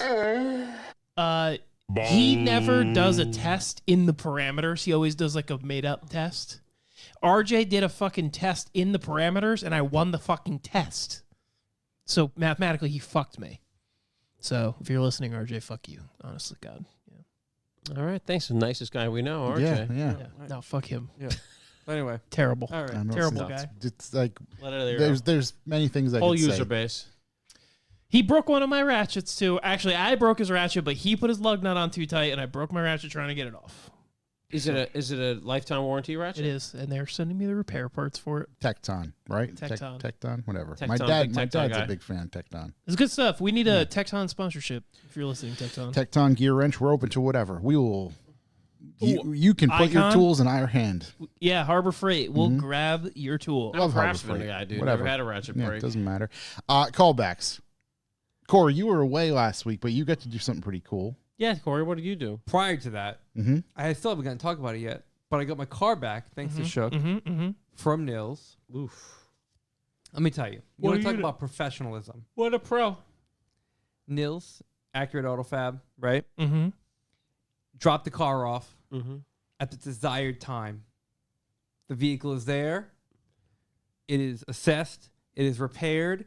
And it is handed back over to you in such a timely manner at an unbelievably fair price. Unbelievably fair price. Too fair. Some would say too fair. I've never had such a scenario. He takes care of his customers. I've never had such a scenario. I can't speak highly enough. So much so that the person who just won a car actually booked his other car to go there and get his only car. His only other car. His only car. Yeah. To get a fuckload of work done on that car. So it's just incredible. I'm just dying to Can't say enough good things. To have Nils do something again. You just tell me how many times and I'll fart inside of the car and shut the door. So many things that can get done. And now it's just like, I'll just get the car out there. Here's the guy. Drop it off. You didn't even need a trailer there. We might have to buy Shook a trailer. I got one. You just gotta know. Yeah, you just got. I'll be your fucking your big rig. Your drug mule. Hoss. Your mule. I greased the palms a little bit. Yeah, you greased the palms. Get greased up. Chuck, this guy though, he skipped out over here. This guy, I brought him a tank of gas today. I think I greased you up. He greased you up last time. Nah, I greased he you up last time. Really. Nah. Driving a car here is one thing. Driving a truck and trailer is different. I greased this guy. I paid him handsomely 20% of what I paid for the gas. Corey greased me handsomely. That was a 20%. Yeah, but you fucking towed a car. No, you didn't even give me a hug or nothing. You didn't even kiss me on the lips. I gave you an OTP, HJ. I thought that counted. Yeah. So I'm married. I can't go enough UTP about Nils. Yeah. Big shouts to Nils. So I've got I tires always forget coming the in. whole name of his Instagram. I want to say it. Hold on. Accurate Auto Fab. Accurate Auto Fab. Okay, that's what it. All right. Yes. Wow, I just can't. Bristol, Connecticut. Accurate Auto Accurate Fab. Fabrication LLC on Accurate Fabrication LLC on Instagram. Go check them out. So got tires coming in. We'll get tires put on new wheels, or not new. I've had them for a long time, but new wheels, and then get the car out there. There were a bunch of people who, because I didn't fault post it for sale, but I posted that I would be posting it for sale, and got a bunch of people who were like, "Hey, I'm interested," and I'm like, "All right, well, I'm actually gonna get it fixed first because it's gonna be worth more to have it fixed than have you come tire kick and complain it's broken, and then I gotta fix this. I'm not, no. So we'll get that baby back out there. 30 minutes. Because now I gotta throw probably about 30 grand at my EG in order to get what Diaz just won. Yeah, dude, you're gonna start spending money right now. You're gonna cancel all plans. Dude, I got a list going. I got a lot of stuff going on. So we'll unload that baby soon. I'm shooketh. Straight to the top of the pile. This guy shooketh. You hate to see it. What a car! What a car! Unbelievable. But yeah, couldn't happen to a better guy. It's true. It's he's the best guy. I love it. Last week I wasn't here. No. I surprisingly end up in what is arguably probably the coolest NASCAR related event. I'm not a big NASCAR guy, right? We've gone a few times. Josh actually never been. Nope. But I'm gonna keep that streak alive. We've gone a few times. It's a lot of fun, right? So I get invited to a work event. Work event is printers based around wrapping vehicles and all that jazz, right? And it says it's held at the Richard Childress Racing Conference Center. So I'm like, cool, whatever. There's probably going to be a car. There may be a body panel. They'll show you they wrapped using the printer, whatever. Wrong. Wrong. I show up. It is at the conference center. There's 3 cars there. And I'm like, oh, that's cool. Better than I expected. Whatever. Hour chit-chat about the printer. They're like, all right, cool. Saddle up, boys. Let's go. We now walk around the entire Richard Childress Racing campus. Now they use the word campus. Campus is multiple buildings. It's about 500,000 square feet of buildings just scattered everywhere. It's in Welcome, North Carolina. First stop is the wrap shop where they essentially wrap all the cars, fleet vehicles, tons of stuff, all the trailers, you name it, they wrap it there. Super interesting. But I'm familiar with that world, so it's not really that interesting to me. The volume of which they wrap the cars is incredible. I didn't expect that to be that many, but it's a lot. They're talking over 300 different vehicles per year, or that's 300 wild. In a season. That's crazy. I mean, that's a vehicle a day almost. That's from their, a working and that's business just their standpoint. team. That's gentleman Richard Childress. My guy definitely likes money. He Big fan. now outsources his print shop to other race teams, right? Who can't have what is effectively probably a 4,000 square foot printing facility to wrap vehicles in. So they do that as well. So they wrap multiple cars on top of the 300 that they do. That's cool. Then we go to which is the fabrication shop. Yeah, that's my mind's blown. I was with Chuck's brother. He really put it best. He's your instant thought of NASCAR is some hillbilliest kind of shit, whatever. Still is. No. It's insane. It's absolutely insane. The level of care that goes into building these cars. There was a section we went into that I couldn't take any photos or any of that jazz. And they're manufacturing all these parts, and just the detail and the level of engineering that goes into building these things blew me away. Well, brother, they go 200 miles an hour. I get that. The thing you told me about the different film thicknesses. Thank you for reminding me. To add weight and shit. So we're in the wrap shop. That's crazy. And when you wrap a car, it's print and laminated. And they were saying that they have multiple different laminates that they use. Because the film's all the same thickness, but multiple different laminates. Depending on the vehicle, the driver, and the track they're going to, they'll use different thickness laminates to add weight in different sections of the car. So in some tracks, they'll want more weight in the rear, so they will wrap the rear half of the car using a thicker film. Yeah, but how much more weight is that? Grams? No, that could be pounds on the laminate. About 2 pounds. Yeah. About 2 pounds. And that's helpful? I mean... See, this is why you're not involved in space car and NASCAR. This is what I'm talking about. It's helpful when everything else is supposed to be the exact same. If you get 2 pounds from a few different things, that's a lot of pounds. Right. This is what I'm talking about. And I'm like, this is all starting to come together. And you see it visually in front of you, right? You don't see a whole car, but you see all these pieces. They have this machine called, and again, like obviously the Lucy's Fast guys, I'm sure I've talked about. I was going to say, this is why the boys at Lucy's Fast get so in depth into it. I can get it. I can really get on board with it. We look at it from a very 10,000 foot, all right, turn left perspective. They know the ins and outs of all these things. That, They have a machine called the Hawkeye. So essentially, it's like this room you put the car in. The car is scanned by lasers in like 260 something, whatever. Spots. And it measures up to thousandths of an inch. So it measures the spots all over the car, and they adjust it down to like 20 thousandths of an inch. Yeah. I can see that. For what? Suspension and airflow? Everything. And aerodynamics? Everything that's way more over my head than I could ever even wrap my brain around. Because you got to do, if everybody's engines and brakes are the same, you'd imagine you have to do some suspension setups and airflow setups that are differentiating so that you get more speed. So the room I went into, that they brought us into, that didn't, you couldn't go, I couldn't take any photos or videos of anything. There's all these doors and pockets and redirects for different air things that are proprietary to the Richard Childress Racing team that they've developed or they've worked on or whatever the fuck it is. And you're looking at it, you're telling me that by moving this bracket over a half inch this side, it allows that much more air to come through, which results in on the back end of this much more downforce or whatever. It's science. Fucking crazy. It's like F1 level engineering. Yeah. It really is. Yeah, they just drink more beer. Yeah.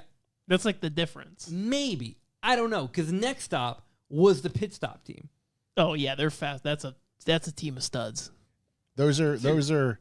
I've got a video. I got a video. I'll show you those after. Are generally they're professional athletes. That do exactly what they're talking about. The video you sent us for a homeboy manhandled a 100-pound jack. Yeah. His wife, I'm telling you, throws her around. Unbelievable. I've seen it once. I've seen it 1,000 times. You can't move a 100-pound jack like that without throwing the ladies around. Unbelievable. So they have in the back of the shop a full mock pit stop setup. So they've got probably a 200-foot run up where they drive a car at maximum speed. They pull it coming as fast as, obviously, I guess as fast as what pit stop lane, it would be. Yeah. And the whole scenario takes place in front of you. So fast. And you think about, I watched F1 last weekend, right? And a few of the bad pit stops were 3.5 seconds. And then the pit stop that I have filmed was 9.8. And that was a bad pit stop. 6 seconds isn't a lot of time.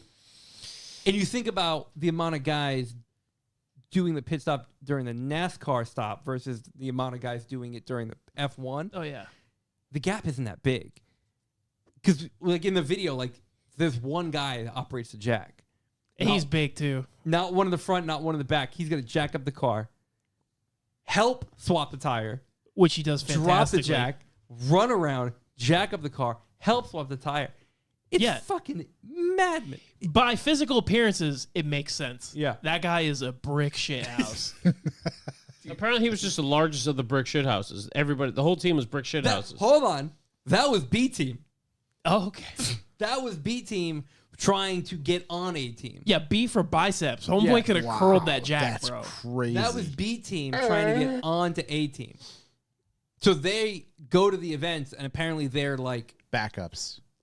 I don't know. Backup QBs. The guy with the jack is definitely A-team material. I don't know. Or anyway, he's not. What you should see the real guy. I was going to say, yeah. I feel like we should have been there like drumline and flash our headlights. Dude, it was wild. Great movie. The next stop of the shop was all of their chassis. So apparently they all come, like all the parts come like from like a provider. Sure. Right? And then they do whatever Assemble. they do. They do their magic, whatever. It's cheat. way more. It's way more detailed than that. But for the sake of like, they Sammy Sosa the fuck out of they those. They apply their cheats. yeah, dude, they fill all the caging with like fluid film. It's, Yeah. Extra gas. But you go and it's just chassis, incredible. They're all individually serial numbered. They're wrapping them. They've got all their parts, dude. Like it's like I said photos too to you guys, right? Not just the video. There was some, yeah. Dude, like the floor was just like a polished white painted floor. It was so fucking clean. It was incredible in there. Met Richard Childress. I was gonna say, that's cool. You did meet Richard Childress, which was crazy. Met Richard Childress. That was fucking crazy. The guy has had 17 face pulls. His body doesn't move anymore.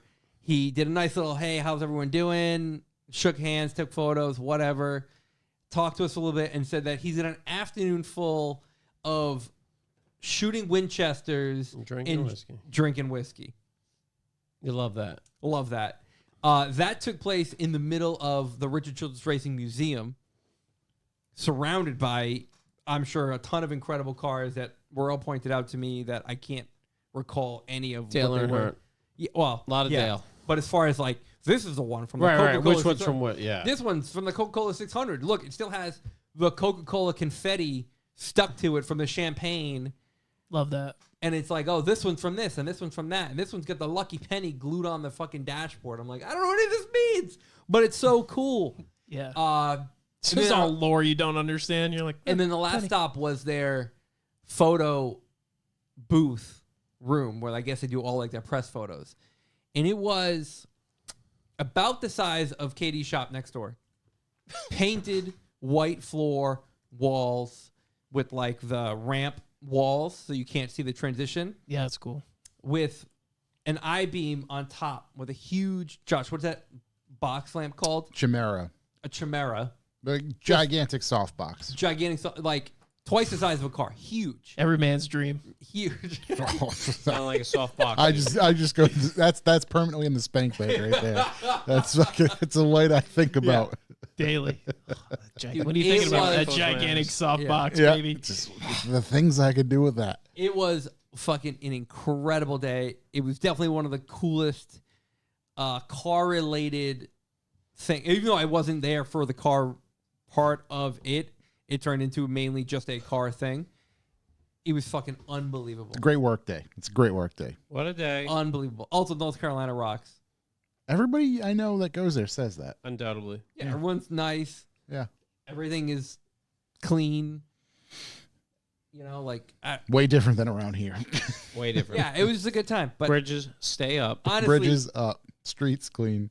I didn't watch the race this past weekend, right? I'm not gonna tell you I watched the race. I did turn on my TV on and saw it was on and put it on for about 10 minutes. Love that. Yeah. That's how a star. And then I was like, yeah, I liked where I was before. Yeah. Like, Yeah. Hey, listen. It's hard, but the science behind it, Right. That's the fascinating part. the team effort of it all, like even the guys doing like the rapping were so dialed in like perfect. Just for every aspect, for every phase of the shop like that, they are hiring the cream of the crop people. You know what I mean? Because it's just like, these aren't just any rappers. Yeah. It's not fucking some dude applying Oracle down the street. Yeah. You know, it's just that many. I mean, everything has to be ran to a T. Dude, the just haulers, managing that, printing all that. the haulers. I can't even imagine. Just the rigs. We get into like what is quote unquote the loading dock. It's like indoors, 4 haulers backed in with everything in that place is absolutely perfectly lined up and dialed in. You have 4 haulers backed in, all at the exact same space, loading decks out, all at the exact same height. Everything inside of the hauler is labeled, marked, styrofoam cutout. That's the control center. What a fascinating conversation it would be to speak to like the GM of that place. You know, which is just like, how the fuck? How do you keep this thing? Honestly, everything is just. He's just like a good old boy from North Carolina. That's awesome, dude. Like really long draw. Yeah. Oh, I love that. Really, really long draw in his speaking, and just like really low key. Really long budget. Yeah, dude. So the enormous budget. Yeah. The budget, money. I don't know how the budgeting works in NASCAR. I don't know how that works. Not an issue. I tell you, my boy Rich, he likes to spend some money. Doing well. He's doing well. It was explained to me that he likes starting businesses. So he has a lot of properties, and if he takes interest in something or thinks there's a chance to make money on something, he will then start the business. So, for example, he liked wine. Mm-hmm. And he was like, well, I can definitely have my own vineyard. And now there's a Richard Childress Vineyard, which is where I stayed. Very when nice. I was there. There was a shopping plaza. He's big into real estate, apparently. As you'll know when you're driving around Lexington/Welcome, North Carolina, and you're just like, oh, that's his Childress as well. And that's his Childress. And that's his Childress. And that Children's Hospital says Childress. And that dealership says Childress. And you're like, oh, he owns everything. He bought everything. He just bought This is the American dream. He bought the whole place. It's like All the town movie. says. It's like the movie Roadhouse. Yeah, it's basically Roadhouse. It's just, dude. But the guy with all the money is a good guy. Dealership, right? Exactly. He bought everything. Perhaps. Yeah, we don't know. Everything. We're just assuming. Really, really cool event. It was awesome. Yeah, hell of a time. That's super cool. That's Love super that. cool. It's a fascinating look inside of a NASCAR, a teams or multiple. I don't know how many. I thought I had no I don't know how many appreciation. cars he runs, but 4. okay. Jesus Christ. 2 on dude. Saturday, 2 on Sunday. I might have that Oh, wrong. no, that might it be is. right because 2 might be whatever it's called, the ARCA, or Dude, they were throwing whatever on it a is. lot of Ark of different the Covenant. series. Yeah. I was with a group of guys who were super into it. Okay. I was kind of trying to be Just like, hell yeah. They're real Hell chuffed. no. I was just- Hell yeah, brother. Hell yeah. I was just like, I'm just ears open. I'm just listening, trying to fucking figure out what's going on. Was this the material bringing you there, or printers in particular? Like, what was the printing learning? manufacturer? Yeah, hardware. Okay. Hardware. Okay. Yeah, hardware. Just because my thing is like that has to be some massive hardware to obviously print and be able to print that frequency of. Yeah, think about volume, like Just how that multiples. I mean, they're almost running 24 hours a day. They're running 24/7. That's Were they yeah. testing this new hardware? Yes. Were these guys involved? They've in had testing it for a lot longer than. Because the new printers are so fast, they must have been fucking losing their minds. Yeah, but it still will run 24/7. Right. You just need less of them. Yeah. But yeah, so essentially, when they get in, they unload the roll that printed the night before, Yep. reload the roll, Start it. Yeah. then that'll go through, and then sometime post lunch, reload another roll, run that, and then before they leave, reload another roll. That's Yep. essentially it. It's just nonstop. How many of these machines they have? 10. That's fucking crazy. That's a lot. Yeah, 10. That is a lot. crazy. 10. Yeah, Holy smokes. 10. Yeah. You UPS ink down there. Dude, pallets. Yeah. Pallets I can of imagine media. it. Wow. Like, tall as me, 6 wide, however many tall of rolls of media Sweet Lord. pallets. I gotta- There's a company out there doing real well. I was just saying, hey, I got a market you should break into. Yeah, good lord. Nah, it seems like this is all a very direct situation. yeah. Yeah. But yeah, it was fucking awesome. Obviously, I missed the podcast last week. However, that was really fucking No, that's cool. super cool. That's awesome. Also, you know that's how so cool it was? All right, so we're eating lunch in the middle of the museum. They set up like a whole not restaurant, but all tables for us to sit at in the middle of the museum. And there's people just showing up because they're on their vacation to come to the Richard Childress Racing Museum. And they're like, yeah, it's closed for like a private event. And they're just like trying to like look through. Like, you're like, get out of here. they had a barbecue company come, catered the whole. Oh, my I was going God. to say, tell me they had barbecue. Yeah. Definitely the barbecue. It was God good. bless. Makes perfect sense. Oh, that's awesome. That's super cool. Your brother ran into him by accident. Richard? Yeah. Obviously, no. Peas in a pod, those Neither two. neither him or I knew who this guy was. Yeah. And so we just kind of were like, hey, what's up? It turns out it's Richard Childress. We had no clue. He said you go around a corner and like look up, and he'd just be in the corner like rubbing his hands together, looking down at the. When we were at in the Fab Shop, there's like a catwalk that walks like from one side of the building to the other that goes directly over the top of the catwalk. And this was like the no cell phone area. And at one point I just like look up and he's just standing in the window looking down into the Fab Shop. Was he making a Play-Doh snake? I was like, oh, there he is. This is a fucking presence. It's like Willy Wonka. Yeah, It exactly. might have been a mannequin. We'll never know. It's true. Your cell phone comes out, you hear the fucking flute. Yeah. But Little NASCAR men come take your You phone just hear from you. a bolt close. hell of a time. Maybe it's dumb to think it wasn't as involved as it actually is. That's on me. No, there's a predetermined, assumption when it comes to it. You've righted you're wrong. You've gone to the promised land. That's true. A lot of people, That's the best way to turn it around. actually, almost no one's been where I've been. I know. It's true. Like most of the shop isn't accessible to anyone. General public. Yeah, you're a super fan. Yeah, you're in there now. I'm the You're in biggest there. fan. Obviously a super fan. Been 100%. farther than the loosest fast guys. That's crazy. Dude, I was like, all right, so here's the problem. So they were like, hey, because you're here, we'll give you like 25% off anything in the store. So I'm like, I'm definitely going to buy something. Let's go, dude. Here's the problem. It all looks like NASCAR gear. Yeah. I just wanted something that said like RCR, Richard Childress Racing. That's it. No, yeah, the NASCAR shops, you have to get the craziest thing. I've got 7 of those shirts in my house I can't even wear. I just wanted something basic. Real quick, Jordan in the chat. Donut meet this weekend? No, not this weekend. Next weekend. All right, I'm done blabbing. That's the 7th. The 8th. Correct. The 8th. The 8th. Any callbacks from you, Shook? Uh, I don't have any callbacks. We do interview Corey Ketchup. Yeah. Shut this thing off. And I did want to say one thing just for YouTube.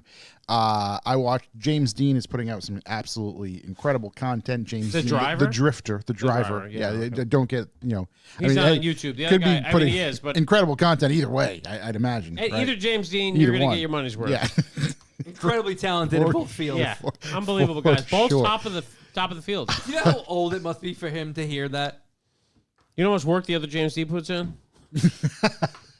Hey, So at least you can do. You know what? Here's the thing. You're putting me up there with another Here's the thing. legend? Drifter James Dean hears about other James Dean. Right. Other James Dean never hears Doesn't. about Doesn't even know who he is. has no clue there's another guy out there at the top of his profession. Yeah. Also at the top of his profession. Yeah. Never So mind watch this historical video. James Dean. Go check it out. So basically he's running. This is another crazy thing. He's running FD, obviously U.S. Drift Comp, and he's running Drift Masters, which is all over Europe, basically. Running both this year, running both in an RTR Mustang. I think there was a weather incident in the first Drift Masters thing that they canceled it. So this was the first round. It was in Spain. And just, it was a 47-minute long episode. I was like, all right, I'm going to put this on. I'll have it on for a couple minutes and I'll turn it off and just you were enthralled. go just do something else, right? Or whatever. I was probably going to go on the computer, whatever. Sat there and watched the whole thing because it was compelling. The way it was shot was great. They intertwined the actual call of all the events that took place with the actual Drift Masters, audible call that they were doing. Like I said, shot extremely well. I felt like I was watching. I was not watching YouTube. I felt like I was watching something that should be on Netflix. Sure, there's points where, It's a little vloggy because he's talking to the camera and things like that. Sure, that's just YouTube. But there's other parts where things happen and you can feel what's that? What do they used to say in the WWF? The drama is palpable. It's palpable. You can feel it in the air. Lightning in a bottle. Just that sort of thing. Because again, some things happen, and it's just whoa! I felt that through the screen. And the emotion was very well conveyed, and it was very compelling to watch, very enjoyable. And I'm going to probably watch his channel more now because of that. So it's out there. Go check that out. So big shouts to them and that whole crew there. We also have released a few YouTube videos. You can pop on over to our YouTube channel and check those out. Let's see, we did one with Jordan the other day. We did one with Gus. Go check that out. Support us. There's some articles on the website as well. So, we make the roundabout loop. AI tells me it's unlikely that James Dean, the well-known Formula Drift driver, is related to or has any personal connection to the actor James Dean. That's hard-hitting news. Are they even from... They're not. He's from Ireland. Where's the original? I'm not getting too deep into that on my Pipes computer. McGee? Well, somebody's. Dude, Pipes McGee. Hey, they spell their last names different. Okay. Oh, really? Yeah. One's a stage name. The Drifter is Deane. In the current living actor is Deen. Not to be confused with the most famous James Dean, which is Dean. That's right. Right. That's right. That's the sausage guy. That Jimmy Dean? Jimmy Dean. It's his brother. Arguable. Hey, Hold on. 2 out of the 3 could be a sausage guy. Right. Oh, I was talking about OnlyFans. Yeah. But yes, TDs. Zach D is... listen. Wild man.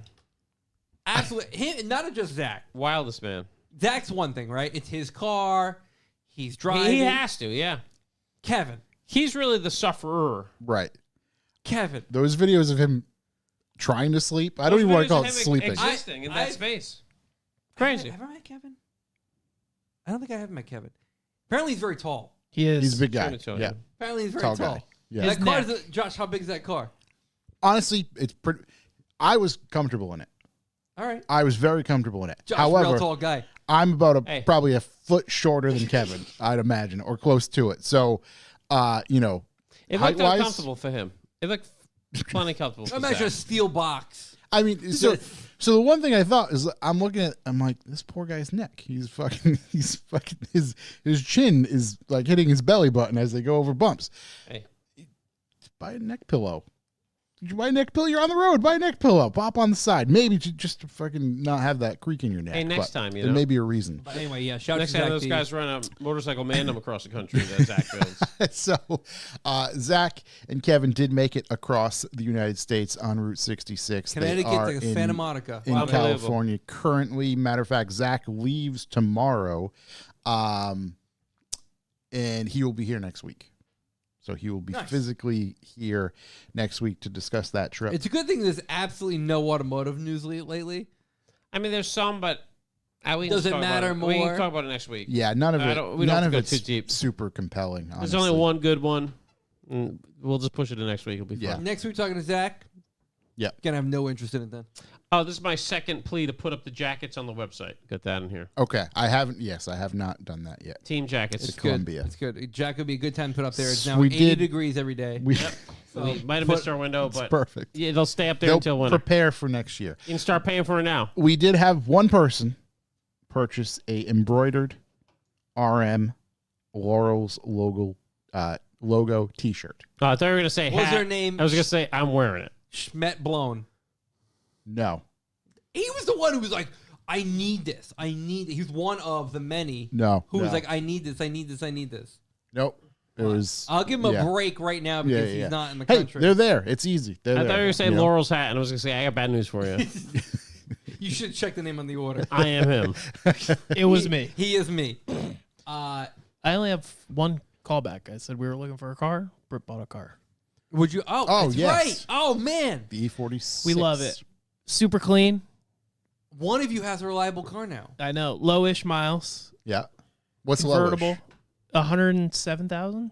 No, okay. yeah, for a car that age. Yeah, that's miles. Yeah. The guy was like, I never smoke in it. Sometimes the check engine light comes on but goes away. I don't know what it is. Never had it checked. Doesn't care. I'm like, okay. And I've never owned a BMW, so I didn't know that service engine soon is like OEM BMW. So I didn't know that service engine soon is the same thing as a check engine light. So I'm like, it's probably like an oil change is due or tire rotation. You didn't reset it. Nope, it's a check engine light. And it usually means that it's emissions based because it's a German car. Mm-hmm. And she had to pass emissions to register the car, but they gave her hard plates. So I'm like, listen, I always do emissions, but after 2 years, if you don't pass, they'll just unregister the car. She's like, but if I get pulled over? So now I'm like stressing out about these codes.